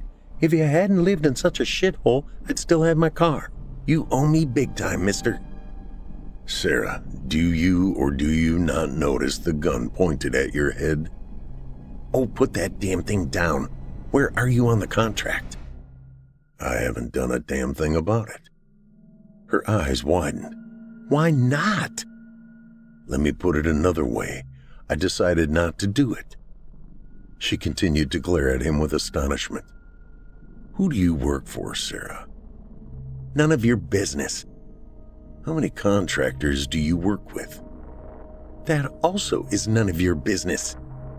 "I'm looking at this very nice house in a safe neighborhood, and you drove a brand new BMW M4 while I live in squalor. I'm your only contractor, aren't I?" She hesitated and her eyes looked at the floor for a brief moment. "You are not." "The information I was given today contradicts everything you've always told me. The average contract you get is around $50,000. Since I know what you pay me, it works out to only 10%. If we complete 10 contracts a year, you bring in a cool $450,000 while I get paid a measly $50,000. Plus, I have to pay my own travel expenses." "Don't flatter yourself, Shorty. The contracts you get do not pay $50,000. Small rolled his eyes. "Yeah, right. If I remember correctly, when we started this little business agreement, you told me I would get 60% of the fee. 10% is a long way from 60. From what I figured out, looking back on what you've paid me over the last few years, you owe me close to 1.8 mil. Where is it?" "I don't owe you anything. I have always paid you 60%. "May I remind you of who is holding the gun?" She folded her arms and scowled at him. "If you shoot me, you'll be out of a job." "On the contrary, I'll have yours." "What do you mean you'll have my job?" "Exactly that. The last contract you gave me was a ruse. Do you know who Homer Morris is?" "Yeah, the name of the mark." "What else do you know about him?" "He's a mark. What else should I know about him?" "If I remember our meeting, you told me he was a banker. Didn't you find it odd they actually gave you information about him?" "I'm surprised." He paused and chuckled. "No, I'm not surprised you didn't confirm anything about Morris. You've always been lazy, Sara." Her face grew flushed and her nostrils flared. What are you talking about?" "Homer Morris is the man who owns the company you work for. He's a billionaire and considers you an idiot." She screamed, "He is not!" as she raced toward Small. The Glock fired. The bullet entered her skull 3 centimeters above the right eye. 1 week later. Faces, angry, distorted faces once again intruded on his dreams. They laughed, pointed, and danced in a circle. He wore no clothes as they frolicked and gestured in his direction. Sarah Holmes now appeared in the chorus, making fun of him. He tried to cover himself, but the laughter only intensified. Sleep remained elusive as sweat rolled down his forehead adding more moisture to the already soaked pillow. The hotel room he occupied in northern Detroit made his old apartment seem like a palace. Homer Morris, or whatever his real name might have been, no longer could be found. The high-end apartment in the building near the downtown loop did not have a man by the name of Homer Morris as a tenant. The luxury apartment, full of books and Herman Miller furniture, now stood empty. Records obtained from the building manager showed the lease on the apartment belonged to a high-tech company based in Germany. As he lay there smoking a cigarette and staring at the ceiling, his disgust with his inability to resist the prospect of money and status deepened by the second. After finding the apartment empty, he spent 2 hours at a library searching the internet for more information about Homer Morris. The man did exist, and indeed headed up a huge conglomerate, but the only picture he found on the web bore no resemblance to the Homer Morris he met in Chicago. As was his habit, he fell into a deep sleep just before dawn. A banging on the hotel door brought him out of his dreamless slumber. "Must check out, you no pay. $50 for extra night." Opening the door, he found a slight, ancient, angry man standing in the doorway. Small said, "It's not noon yet." "Maybe where you from? Not here. Noon here. Pay up or leave." Small towered over the man by at least 1.5 feet and outweighed him by 100 pounds. Yet he stood there showing no fear. "Let me get my wallet." As he handed the man $50, Small said, "Room ain't worth $50 a night." "Not my problem. You no like, go someplace else." The diminutive man turned and scurried away. Looking at his meager reserves, Small counted a little under $2,000 left from the $8,000 he found in Sara's apartment. After purchasing a 20-year-old Honda Accord and 5 nights in flea-bag hotels, there would be little left in another week. He slammed the door and lit another cigarette. As he did, he stared at the laptop taken from the apartment of Sara Holcomb. With another day and night paid for, Small sat at the rickety room desk and opened the laptop lid. The computer sprang to life without requesting a PIN. The man known to Shorty Small as Homer Morris sipped a straight whiskey while staring at the mirror behind the bar. A younger man sat next to him, nursing a beer. "Have you found Small yet?" "No, sir. He disappeared after leaving Sara Holcomb's place." "I'm not crying over the loss of Sara, but I do care about her laptop. Do you think Small took it?" "I would bet money on it." "Damn." Turning to the young man, he said in a growl, "Find him." The laptop revealed secrets concerning the actual business Sara Holcomb conducted. Multiple Excel spreadsheets recorded transactions for 2 different endeavors. However, both involved crimes against individuals. Small discovered Sara's main source of income came from the trafficking of female teenage runaways. The second source came from the endeavors of one man, Shorty Small. The more he dug into the accounting records, he found a disturbing pattern. A sizable percentage of Sara's income ended up being turned over to an entity called Potentia LLC. Records of who owned Potentia were not obvious within the files on Sara's computer. A quick search of the Illinois Secretary of State's office revealed the ownership of Potentia LLC consisted of 3 individuals, Sara being one. The other 2 names Small did not recognize. Using Google to search the names, one returned no results. When searched, the third name harvested 3 pages of references, a lengthy Wikipedia article, and numerous pictures. The pictures turned out to be the man known to Small as Homer Morris. According to the Wikipedia page, Oscar Lutz presided over a privately held real estate holding company with offices in Chicago, New York, London, and Berlin. Numerous other results in his internet search revealed several articles posted by the Chicago Tribune concerning the rumored reputation of one Oscar Lutz. The public image of the man seemed to be that of a philanthropic entrepreneur. The Tribune's reporters seemed to have flushed out that Lutz had a checkered past, which he hid from the public eye at all costs. On the 3rd page of his Google search, Small found a reference to a charity auction being hosted by Oscar Lutz and other rich individuals in the Chicago social scene. When he noticed the date of the event, he smiled. He now knew where Lutz would be and when. Without hesitation, he packed the few items he possessed and hauled them to his Honda. The 10,000-square-foot mansion near Lincoln Park provided a stunning view of Lake Michigan. The auction being held at the home of Oscar Lutz for the benefit of the homeless seemed to Shorty Small a slap in the face for those unfortunate individuals. With his experience working for a security company, he dressed in a rented tuxedo and infiltrated the event posing as part of the security detail. He stayed in the background, avoiding the real security personnel. 20 minutes after arriving, he knew where his quarry would be after the event. While the party started downstairs, he entered the private bedroom of Oscar Lutz. Patience and planning are the hallmark of a good hitman. Shorty Small possessed more than his fair share. He sat in the shadows of the bedroom in a leather wingback chair and listened to the commotion from the auction drifting up from the first floor. Time passed slowly as he stared at the bedroom door. Sounds from below grew less and less as the clock ticked toward midnight. Finally, at a few minutes past 12:30, the house grew still. A few minutes later, Small heard female giggling in a clumsy attempt to open the door.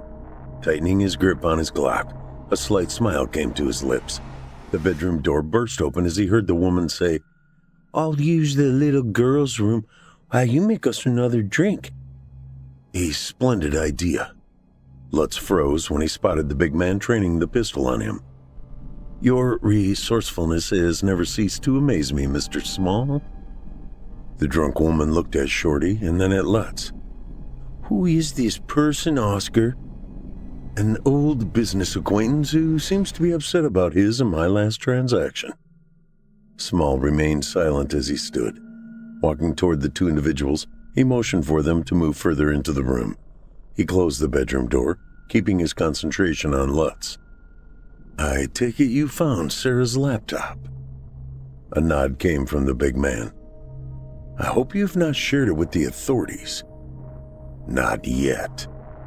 "Good. That means we can make a deal." "I doubt it. After your little stunt of posing as Homer Morris, I don't believe I can trust you. I imagine there's a lot of information about you on it as well." "There was." "Was?" "As you have said several times, I'm a resourceful man. Don't forget who killed Sarah Holcomb." "Yeah, there is that." Lutz frowned. The woman started to sob. Small motioned to her with the gun. "Shut her up or I will." Turning to the sobbing woman, Lutz said, "My dear, I believe it would be prudent for you to stay quiet." She nodded but continued to sniffle. Turning back to Small, the older man asked, "Now what?" "You're going to give me access to your bank accounts." Lutz smiled. "That means we can deal." "We'll see.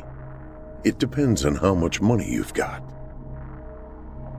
The waitress of a small diner east of Des Moines, Iowa, just off Interstate 80, set the plate of eggs and hash browns in front of Shorty Small. She said, "Can I get you anything else, hon?" Looking up, Shorty Small smiled and held up his coffee mug. "Could I get a warm-up?" "Sure, be right back." He turned his attention back to the folded Chicago Tribune laying on the table, showing the headlines on the front page. "Local philanthropist dead in murder-suicide." Chicago police are investigating the apparent murder-suicide of local businessman Oscar Lutz and his girlfriend Joyce Robinette. Evidence found in the Lincoln Park home of Lutz point to his involvement in a human sex trafficking racket and gun-for-hire scheme. Police also indicate a weapon found in the hands of Lutz is the firearm used to murder a Chicago woman 2 weeks earlier. The waitress filled his coffee mug and glanced at the headline. "He got what he deserved. I can't imagine what those poor girls went through." Looking up, he said, "Yeah, I agree with you." She walked away and he returned his attention to the newspaper. He mumbled to himself, "Guess I have to thank you, Lutz. I actually slept all night for the first time in 7 years."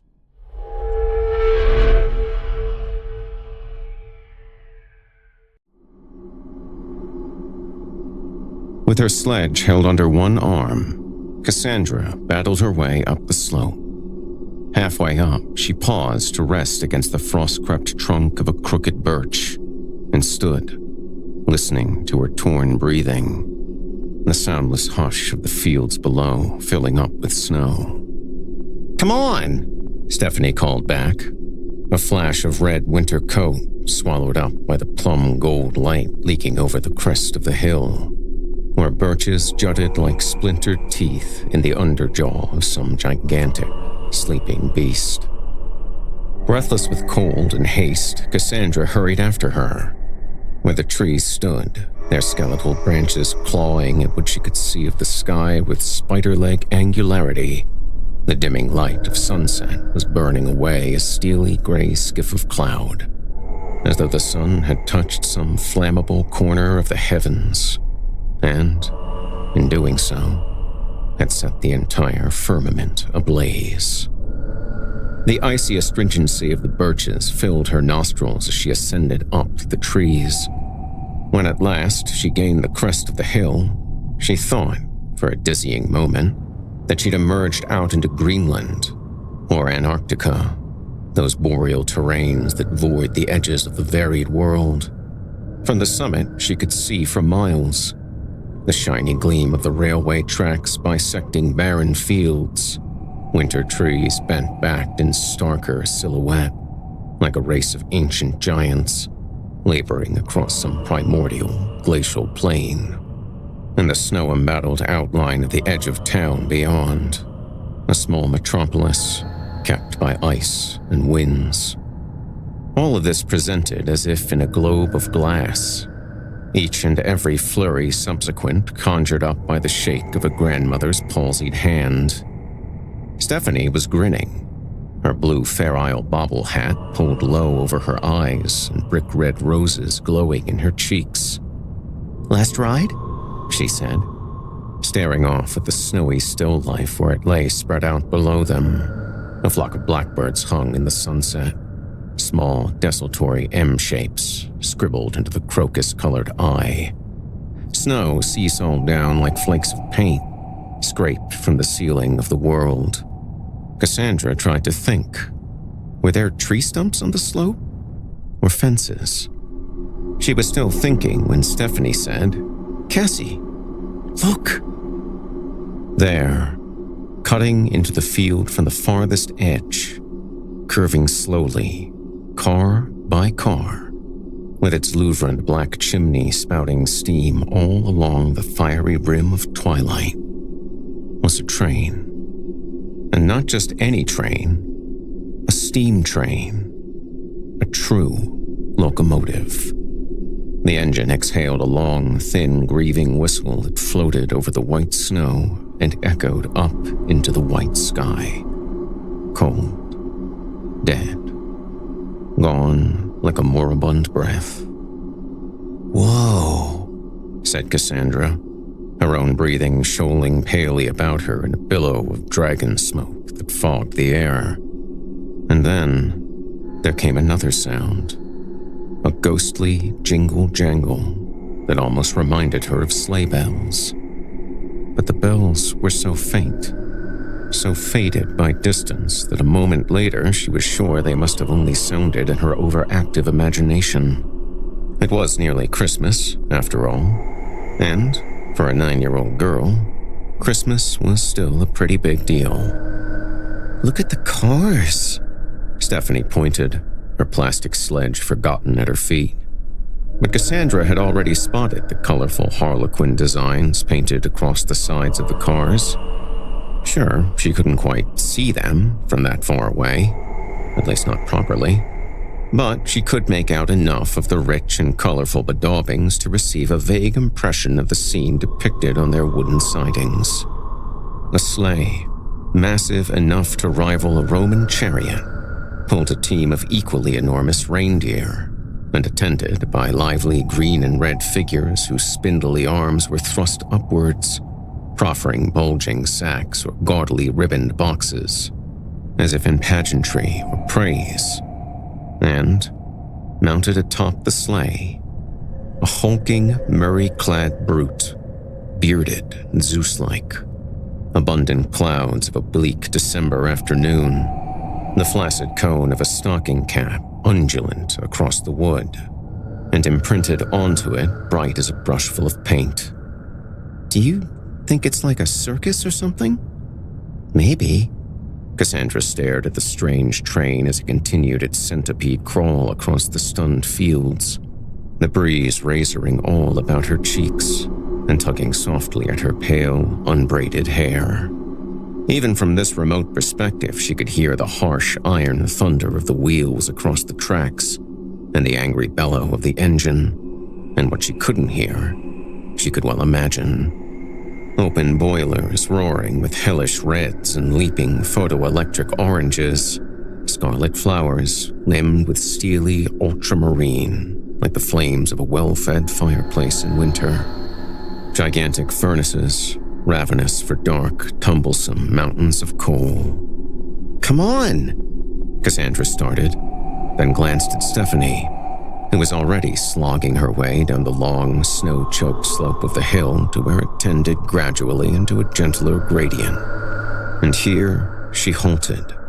Before Cassandra had even passed through the rugged palisade of birches in their funeral shrouds of white, her friend was gone, sledge-bound, leaning backwards for balance as she slewed down slope to the quilted snow, the red of her coat picked out with startling technicolor vibrancy, a droplet of blood, runneling into a gaping inundation of white. Cassandra followed.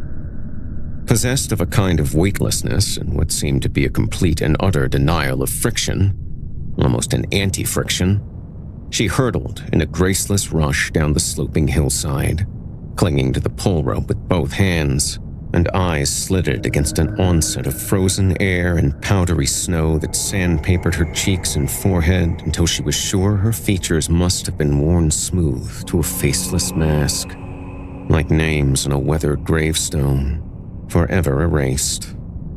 Now she was plunging flume-wise into the newly shaken heart of that cold snow globe, and as she skidded to a halt not far from where Stephanie stood, swatting snow from her coat and jeans, she saw that the train, a thing portentous, had stopped in the middle of the suddenly tenterhooked field, as though someone had shorted its circuits.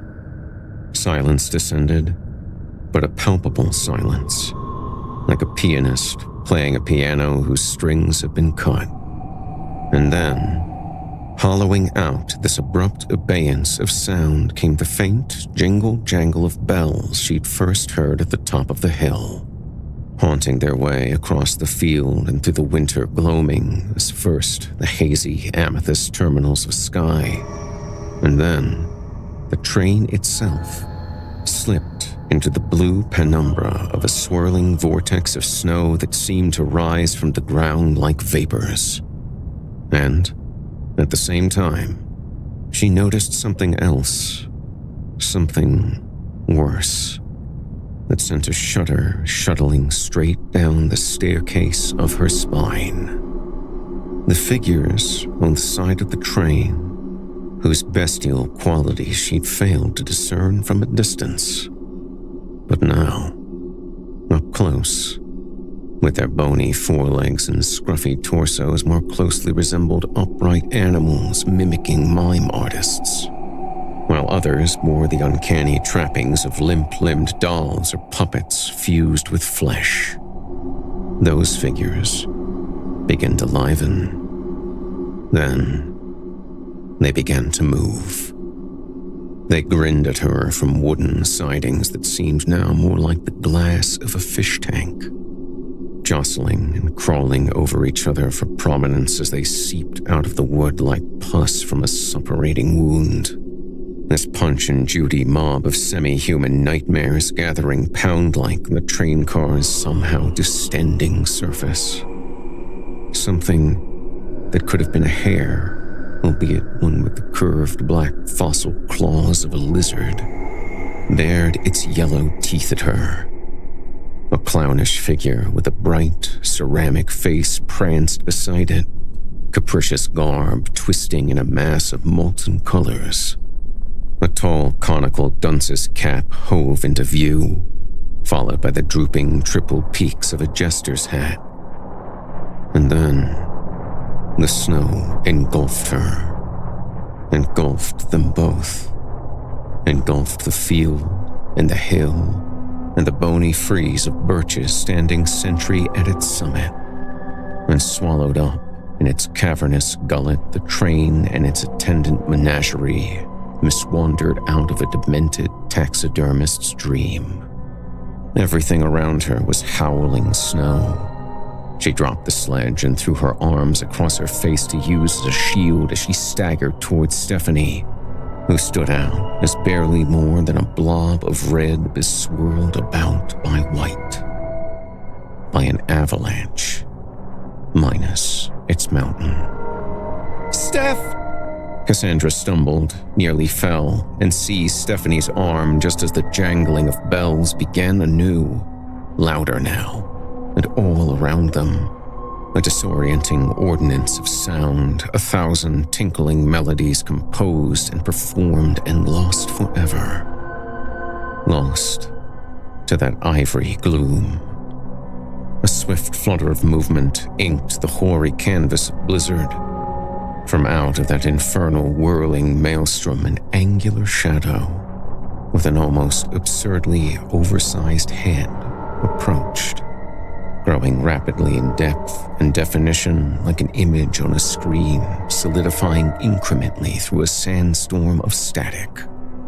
It was at once the shadow of a person, someone in a mascot costume maybe, with long ears spearing skyward from its massive head, and the shadow of some herky-jerky puppet strutting across a stage in a ridiculous yet eerie pantomime of tiptoeing. Something springy and light on its feet. Her mind dredged up an image of a ballet dancer, leaping wildly to absent music, a marionette jerked gracelessly about by a fistful of string, first this way, then that. A vicious gale of high-pitched laughter rang out bright as the edge of a knife. The laughter became a moan, which in turn became a whine with eagerness behind it. A horrible, phlegm-gloved gurgle. The wind died down then, collapsed almost instantly to nothing.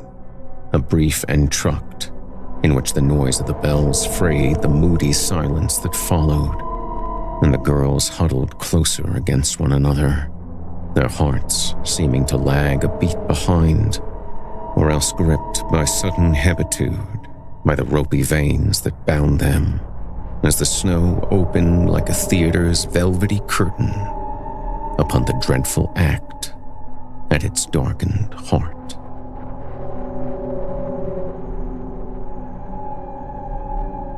Heather closed the cash drawer and glanced at the on-screen clock. 6:15. She sighed. Even through the closed doors, she could still make out every word of Band-Aid's seminal Christmas hit, a muted roar she could more feel than hear, booming endless and looped through the shopping center's speakers, as if time itself were spring with "Do They Know It's Christmas?" twisting backwards down the coil.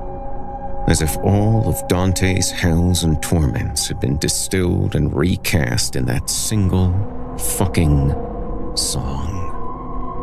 Making her weary way across the sales floor to the back office, she caught sight of her reflection in the silver depths of a convex mirror, positioned at the end of a dim aisle defined by the looming outlines of half-empty shelves of bonneted animals and glassy-eyed dolls, tumbled and scattered about like refugees of some terrible disaster, harrowed survivors with their thin little limbs outflung, asprawl, their furred and powder-pale faces staring shell-shocked at each other and at her. A sign above the aisle read, "Welcome to Paradise," with a painted bundle of primary-colored balloons clumped beneath the gentle arch of the letters. She took a moment to study herself in the mirror. Messy blonde hair with a couple of inches of dark brown roots sprouting through, flat, lusterless eyes and careful makeup barely disguising a face crinkled with exhaustion, and a black apron faded to gray, with a small round badge that read, "Hi, I'm Heather," pinned to the front. "Yeah," she whispered. "Welcome to paradise." After she deposited the day's takings in the safe and checked the following week's rotas pinned to the corkboard on the office wall, she recrossed the sales floor, lanyard in hand, and finally,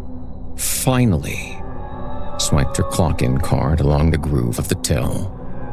For a few seconds, she just stood there, staring at nothing, at the foily red and green garlands looped among the ceiling lights, the ravaged shelves and mauled displays of Lego sets and action figures, cardboard stands demolished, Christmas trees knocked down, trampled, baubles broken, crushed.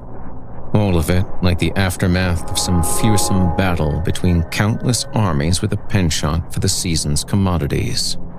Entire garrisons of petulant toddlers and entitled parents, the shock troops of this invading force, at war over the latest holiday special Spider-Man. The sound of a scream punctuated her frowning abstraction, snatched away to silence almost as quickly as it had begun. Well, she thought unkindly, almost managing a smile. At least somebody's having fun. Down to the locker room to get her coat and then back across the sales floor and out through the front entrance. As she was locking up, fumbling her keys with their multitude of key rings back into her coat pocket, she realized abruptly, and with something akin to joy, that the music had stopped. Then she frowned. There were voices. A whole host of voices rising from the center's lower level, layered and indistinguishable, babbling over one another like an eager stream over a bed full of pebbles, all trying to talk at once. She walked along past the neighboring bookshop, its dim window display of artfully arranged bestsellers dusted with artificial snow. Then, the lingerie store with its female mannequins, placidly benign despite their smooth enameled contours having flaked away in countless places to reveal the yellowish moon flesh beneath, and so on past the shuttered ice cream parlor and down the escalator to the bottom floor. It took her a while to weave her way to the heart of the crowd, and when she did, she came upon what, at a cursory glance, could have been another mannequin. One that had fallen far from some sentimental Christmas scene or perhaps door duty at Santa's grotto, paid minimum wage to keep the kids at bay. But no. The longer she stared at it, the quicker her perplexed intellect lost all grip on its rented idea of the thing's identity. The lithe human form was clad in baize-green breeches and an olden tunic of tattered and faded felt, or what Heather took to be some kind of felt until her vision resolved a fine crazing of dark cracks in what must actually have been horribly ancient, leathery skin. A wizened pelt of moss or lichen cloven to kindling wood bones. A long tail, sinuous and plaited as the tail of some audacious chimera, roaring lion-jawed in Homer's antique verse, lay strewn about its feet like a lifeless whip, without any hand to wield it. Its legs, thin as a pair of stilts and angled somewhat goat-like at the knee, ended in what appeared to be the gore-encrusted remnants of a pair of curly-toed winkle-picker boots, ingrown to the creature's feet. And its head. No, she could do little more than spare a brief glance at that lumpy, ill-formed visage, that misproportioned interpretation of what might once have been a human face. Heather? She bent down in a shriek as a hand clamped her arm. Phil stepped up beside her, adjusting his silver spectacles higher on the sloping blade of his nose. He was wearing an open denim jacket over a red polo shirt stitched above the pocket with the words, Ed's Book Barn. He had a sort of dry, musty smell about him, but not in an unclean or unpleasant way. More of an end-of-the-day smell of books, a subtle effusion of print and pages and paper. "Sorry," he said, releasing her arm. I didn't mean to frighten you. I mean... Oh, shit. What the hell? He trailed off abstractedly, staring past her at the person, the monster, on the ground. Oh, it's someone fucking around. Heather shook her head, but even her voice sounded tentative and unconvinced as she tried to stuff the word monster back in the box it had come from. She scanned the crowd for familiar faces. Manny? Hey, Manny! Manny glanced around but didn't seem to notice her. She was just about to call again when he turned his head and found her. He had a walkie-talkie in one hand and was holding it a few inches away from his slightly parted lips, a heavy-set statue, chiseled in an attitude of indecision. She gave him a look that said, "What the hell?" But he simply shook his head slowly a couple of times, his mouth impacted by a mass of words unspoken and unspeakable. Before she could say or do anything else, a half-choking, crystal-sharp shriek lacerated the muted confusion of the crowd, attenuating to a wretched crescendo that dragged every fearful gaze towards the source from which it emanated.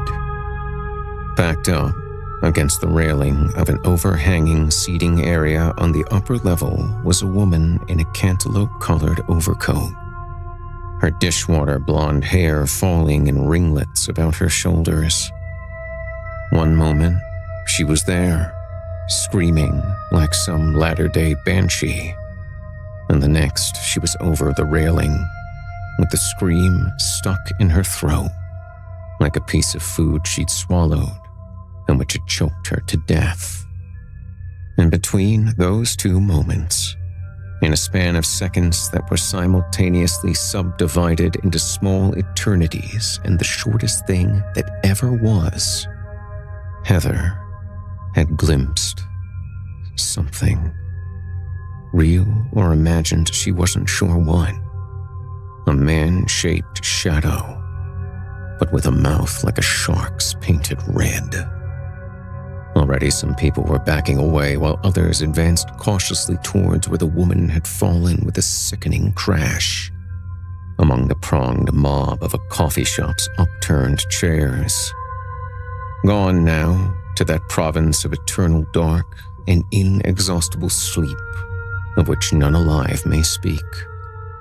A land of perpetual twilight. An endless autumn, sculpted with winter frost. Heather? Heather! Phil was there, tugging her backwards away from the unraveling knot of the crowd. His eyes were very wide behind their gleaming lenses, and he was breathing so fast he sounded on the verge of hyperventilating. A few errant flakes of snow floated down from some high window open to the breeze, and somewhere beyond, whisper faint yet traveling with the exigent clarity of a minister's voice in a spacious church, came a spirited clashing of bells that seemed to engender a change in the atmosphere throughout the place, to gray the very air, and perhaps the listeners' souls, with the chill of winter. "Come on," Phil said in a strangled voice. "We gotta get out of here. Heather, come on, we gotta go." They half ran, half stumbled past the darkly drowsing shop fronts as, behind them, a voice began to scream. "Oh God," it said. "Oh please, oh God." And then the sound was taken up by other voices, bright, freezing shards of fear, like the torturous keening of some demonic choir not intended for human ears. Heather's inner stream of thoughts, now as ill-freighted with muddled detritus as a swollen river in the wake of a flood, had led her to the conclusion that Phil was steering them towards the rear fire doors at the far end of the center, the ones that led out onto the eastern edge of town. "Heard someone scream," he panted as they lurched awkwardly along. I just locked up and I don't know what happened. Just heard someone say it got hit by a car and came in here to die." They slowed to a halt before the fire doors, semaphored by a diluted green glow that seeped down from the sign above. "Hey," Heather said, hauling in a ragged breath. She grabbed Phil by one shoulder and turned him towards her. "Hey, listen, back there, when she... Oh, fuck. Did you..." Something moved in the opaque, reflecting glass of a vacant shopfront off to their right. Heather whirled around, caught sight of something thin, pale-skinned, and decidedly rotten-looking that seemed to be gyring about in a manner that reminded her of a saturnine street performer she beheld as a child.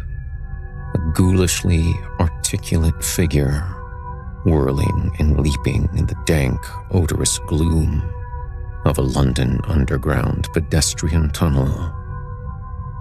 And its head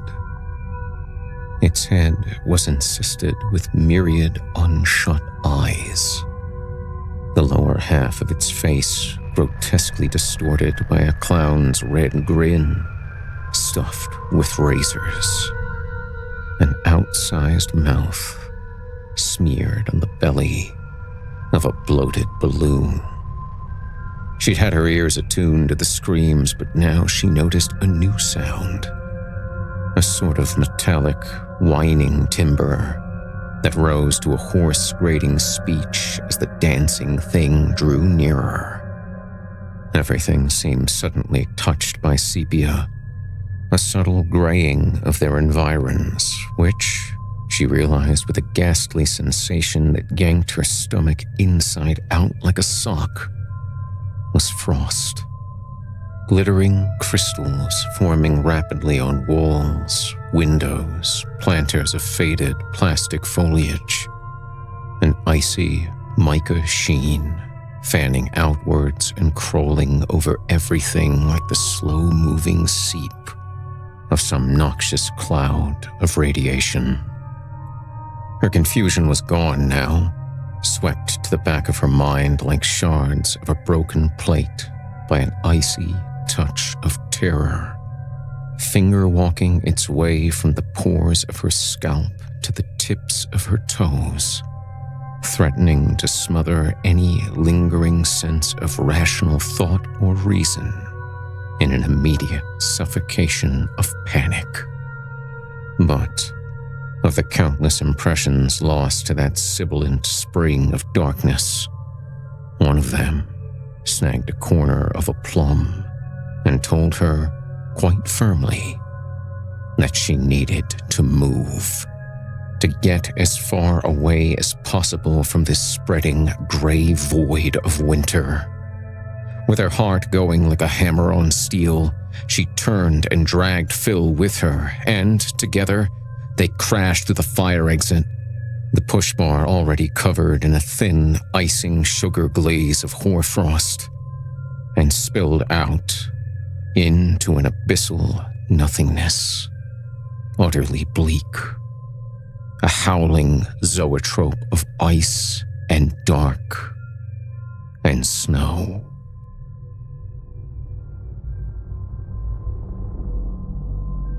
When Cassandra saw the first of the streetlights reared against the vacant street, like some sinister contrivance of ice and aluminum, or perhaps some insectile emissary of the cold, isinglass stars dispatched to know the race of men, and so assess their worth as specimen or provender both, she did not linger, but simply ran on into its snow-flecked cone of hazy, yellow radiance. She glanced back once a gesture reminiscent of Lot's ill-argued wife at Sodom, and saw, at the limit of her meager field of vision and where it tended away to a hazy prediction of snow and shadow, the leaping motion of a spindly form, a pallid blur that gathered itself low to the ground before rising again to vanish through a crack in the crumbled Sistine vault of night.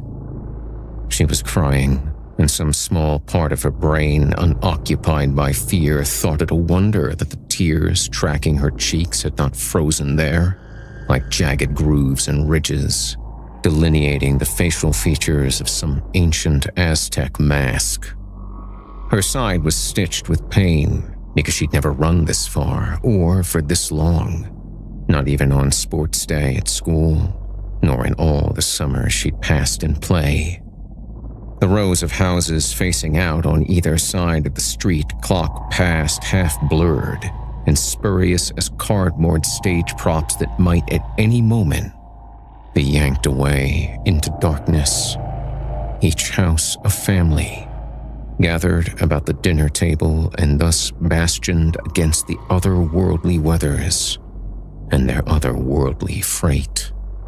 Each family a communion of unbroken normalcy in reality that Cassandra could no longer share. Interpreted by terror, outdoor Christmas decorations loomed ominous and surreal in the property's attendant gardens. A trio of frost-locked reindeer with shredded fur and rusty wire ossature showing dully through. An inflatable Santa Claus, already losing his air, melting into a more protean guise, which might well have dripped mercurial from the tip of Dolly's fabled brush. Next, a snow-heaped nativity whose swaddled Christ was a bristly, tattered gremlin, stained the color of a smoker's teeth, and presided over by a Virgin Mary, herself nun-like and palely vampiric in the icy red blush of a string of fairy lights, flickering spasmodically along the shingled roof of the old bay window, all of it dishing and shuddering with Cassandra's bolting steps, the night itself strangled by a silence that seemed almost unreckonable, as if she had trespassed into a world no longer her own.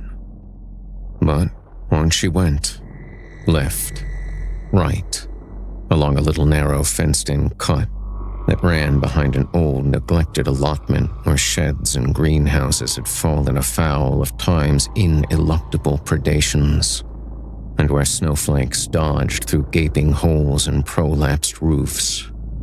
She had compassed herself for home, but now, abruptly and almost against her own volition, as if heeding perhaps some primal ingrained urge to go to ground, she found herself squeezing through a rip in the rhombus-shaped chain-link fence and scurrying down the nary-kept plots of barren tillage, batting her frantic way through clashing gardens of stalk and stem, or else ducking past vine-crept portcullises of cane leached pale as those horrid contrivances the eldern races of men did fashion from the bones of their enemies, and also the bones of their dead.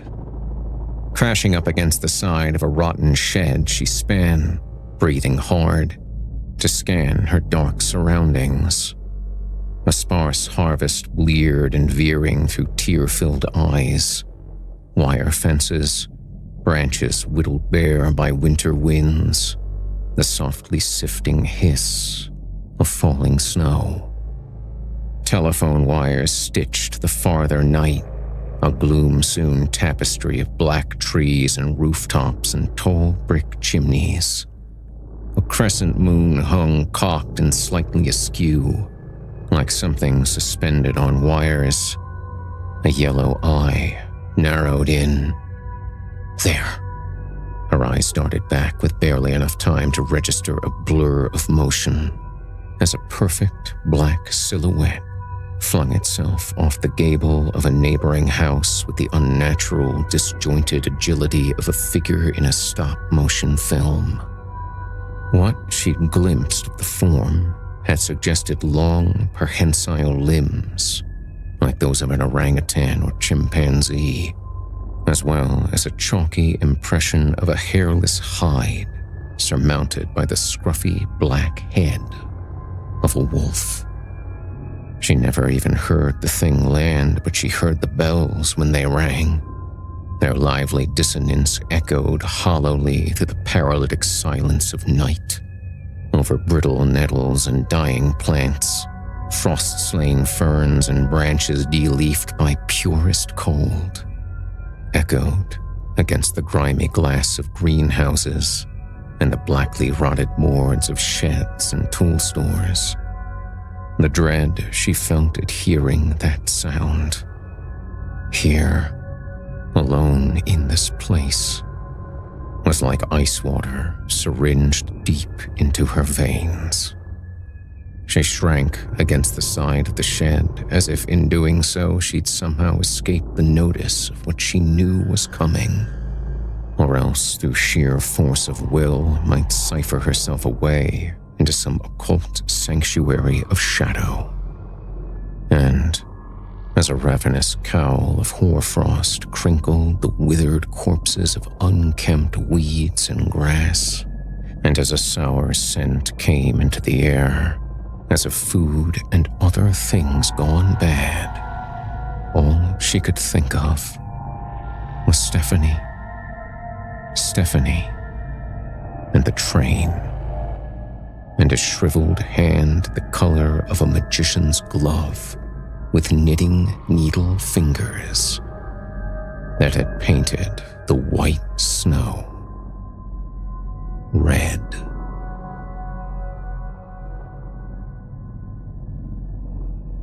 The wind blew gritty and razorous out of the mouths of alleys, shipping the snow with a saw-toothed edge that cut right through your clothes. It transformed your immediate surroundings into a near-sighted blur and made everything beyond a matter of conjecture. Bells jangled in the empty streets. Horrible figures in bright, baggy habiliments slouched around the corners of buildings, emerged quietly from the depths of night to scuttle on all fours up vertical walls like spiders that sought only a way in. Other figures pranced in the murk. Their garb was that of traveling performers clad for the stage, or sad-faced pierrots with sharply pointed dunce's caps. If you squinted hard enough into the snow, you'd likely catch glimpses of pale, painted and ceramic faces, yellowed teeth, rouged cheeks, long furred arms and loping canine legs. Waxen nightmares enacting a dreadful, rattling pantomime. Clack, clack, clack would go their icy wooden parts against one another as they cavorted there on that stage of snow-bounded dark. Clack, clack, clack, clack, accompanied by the phlegmy gasps and dreadful rattlings of monstrous things groping their way fro and back. Clack, clack, clack, fro and back.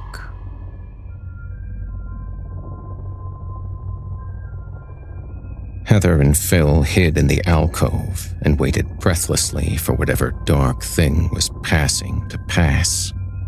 It moved in utter silence, save for that faint, unearthly carolling of bells, a sound that stiffened every step of her spine to ice. She stared fixedly at the wall's scabby facade while that unknown something shuffled past the mouth of their hiding place. She glanced away once, when out of the corner of her eye, she caught sight of what looked like long, black hair trailing across the snow-locked pavement.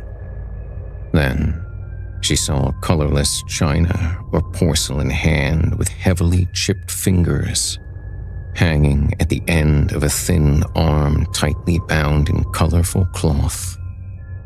Then the hand vanished. She stared at the wall for a while longer, noting every nick that pocked its icy surface like holes in the body of a sponge, until she was sure the hand had gone for good. Her heart thudded like a gavel. She could hear Phil beside her, breathing hard like a sex offender outside of a school. When she glanced back at the entrance to the alcove, she saw in the snow a wet furrow of slop or slime that you could have ridden a bicycle down. A slug trail, bereft of its slug. Her mind immediately set about trying to piece together a picture, but the hand, the hair, the trail in the snow, none of it seemed to lock into place. They were the corners of a jigsaw puzzle of which she was missing the middle. This isn't real. Heather flinched, snapped from her discomposed reverie. Phil was pushing himself woodenly to his feet. "I'm dreaming this," he said in a matter-of-fact tone, glancing out at the ephemeral curtain of snow skirling past, dissolving, reforming, shrouding the street like fog. He turned back to her and smiled and readjusted his spectacles on the bridge of his nose. "And I must be dreaming you, Heather. Or maybe you're dreaming me. That's really the only way to explain any of this." A conceit of calm acceptance touched his features. His breathing slowed, leveled out. Yeah, I must be dreaming. What other diagnosis is there?" "No," Heather said, slowly shaking her head. She tried to rise, but the muscles in her legs weren't working. They felt numb and leaden with cold, like a pair of legs hewn out of granite. Phil took a step towards that, out there, and then stopped. He took off his spectacles and carefully folded the arms closed and tucked them in his trouser pocket, as if he'd rather remain ignorant of the finer details of whatever might come to confront him, or whatever it was he himself sought to confront. In her mind's eye, and not unlike a grainy film playing out on a darkened screen, Heather saw again, with horrible, lucid clarity, the twirling figure, the colorless hand, the trio of oddly shaped silhouettes they'd snuck past just minutes before, and which had appeared to be comprised of the backwards bending legs of flamingos and the busty torsos of two tall mannequins that narrowed hideously at the waist. No, Phil. But by the time she was on her feet, he was gone, taking the final step he'd been poised to take, and then, slow as a somnambulist, measured as a man in a dream, letting his legs carry him away into the veil of white. Vanished. Gone. As if he had never existed at all, or else had been transmuted to powdery dust and whirled away like a handful of nothing by the bitter, uncaring wind. For a while there was a dead silence. Even the night seemed to be holding its breath. Then came a scream of such unbridled terror that it almost shattered all the glassy parts of self that Heather was still holding together.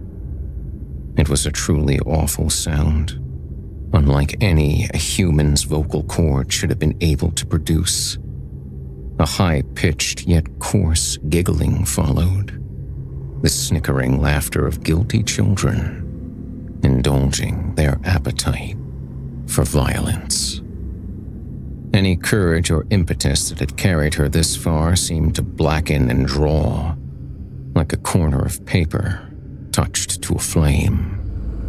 If she heard anything more of that laughter, she suspected whatever salvage kept her sanity would fray or unravel completely. Or perhaps, she thought, it already has. Her fear began to dwindle then, or more accurately, it was numbed away by the very real possibility of her own imminent demise. And what did it matter? What else could she truly do? In the midst of this, the world suddenly transformed into a climate of phantasmagoria, a nightmarish disillusion of the concrete and real, confronted by such mutant ultimatums of fate. She supposed that the best she could do was to be an active participant in her own demise, and not to perish as a dumbstruck voyeur to whatever imminent doom might come her way. Through the darkened streets she wandered, beneath a Medusa night's swirl of stars, like remnants of some enormous fossil, embedded in the ceiling of that lightless, cosmic cave. She moved past snow-mounded gardens and crooked gates, past doors shattered and doors hanging from their frames and lighted windows that betrayed only the aftermath of the hectic struggles enacted within, and past cars parked curbside, seized to icy immobility. Occasionally, a vague silhouette would move through the crystalline beam of some streetlight or the semi-luminescent glow of a storefront. Ill-proportioned apparitions her brain refused to catalog. Awful, wasted figures, slumped beneath the weight of lumpy, bulging, overflowing sacks. At one point, she came upon a dismembered arm that must have belonged to a life-size puppet or marionette, hanging suspended by silvery wires that glistened like strands of spiderweb played out among the branches of a skeletal sycamore tree. The fingers of that wiry appendage had clenched themselves closed, then reopened at the sound of her passing. Near a street corner, not far from the edge of town, she sensed, more than she saw or heard, the presence of something uncanny, approaching out of the snow-sick night. Taking refuge in the shadowy cape of a stairwell that clung to the side of a short parade of shops, she strained her eyes at the murk of the street and listened as this premonitory thing drew closer. An almost incorporeal scraping sound grew louder and louder, resolving itself into a squalid groaning as of the unoiled hinges of some medieval cart or carriage. But this was immediately overcome by another noise, an infernal tinkling of bells that seemed to envelop the night entire, a discordant glockenspiel rising out of the grayness, and then, suddenly, she could see the huge, whelped horns of some enormous beast. But it was not alone. There was another, a whole team, their size and form diminished by tones of snow and gloom. Next came a corpulent figure sprawled in its wooden seat as if asleep, garbed in the innumerable folds of filthy white and crimson-smeared robe with a limp stocking cap spilling down the side of its head, and a face like wrinkled newspaper. The figure moved out of sight, and the vehicle which it captained hove into view, with massive runners sunk deep in the snow, and a long, flat bed overloaded with horrible, flesh-stitched sacks that seemed to be leaking a chorus of anguished moans. As this dread contraption crawled away out of view, Heather could have sworn that amidst that delirious percussion of bells and creaks and groans, she had heard a faint, familiar voice call her name. By the time her tortured brain had informed her that, in fact, yes, she had heard it, it was already too late. She was running then, stumbling full tilt through the tarry bitumen darkness in the direction the vehicle had gone. She reached the edge of the field just as the train was pulling away. The glary red light of its fires flushed the snowy world to silence. She knew then, she knew what had happened, and could only kneel, sobbing, in a slush of ice and snow as the train went chuffing across the field, until finally the rearmost carriage shuttled ghostly beyond the limits of her sight, with only the long, shrill, piercing echo of its engine whistle to say that it had ever existed at all.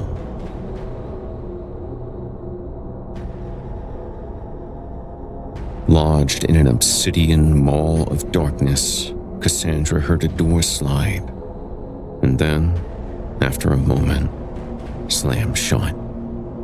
Her body was contorted grotesquely, and her heart was gripped by such terror as she'd never known.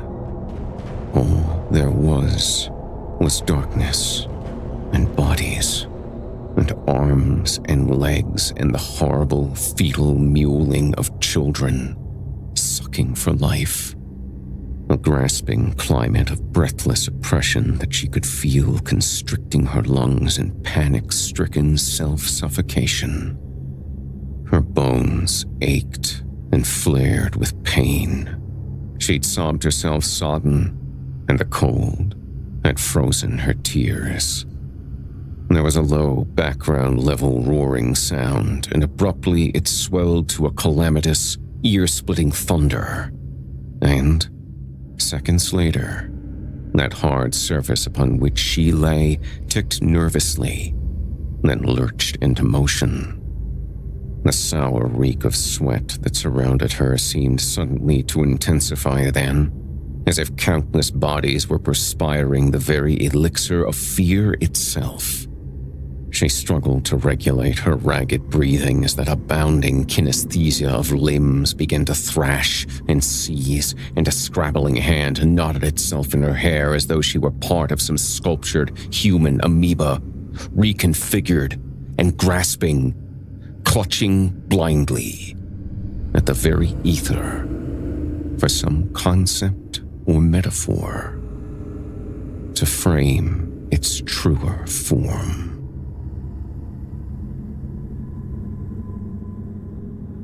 'Twas the night before Christmas, and all through the house, not a creature was stirring, not even a mouse. The stockings were hung by the chimney with care, in the hope that St. Nicholas soon would be there. Happy holidays.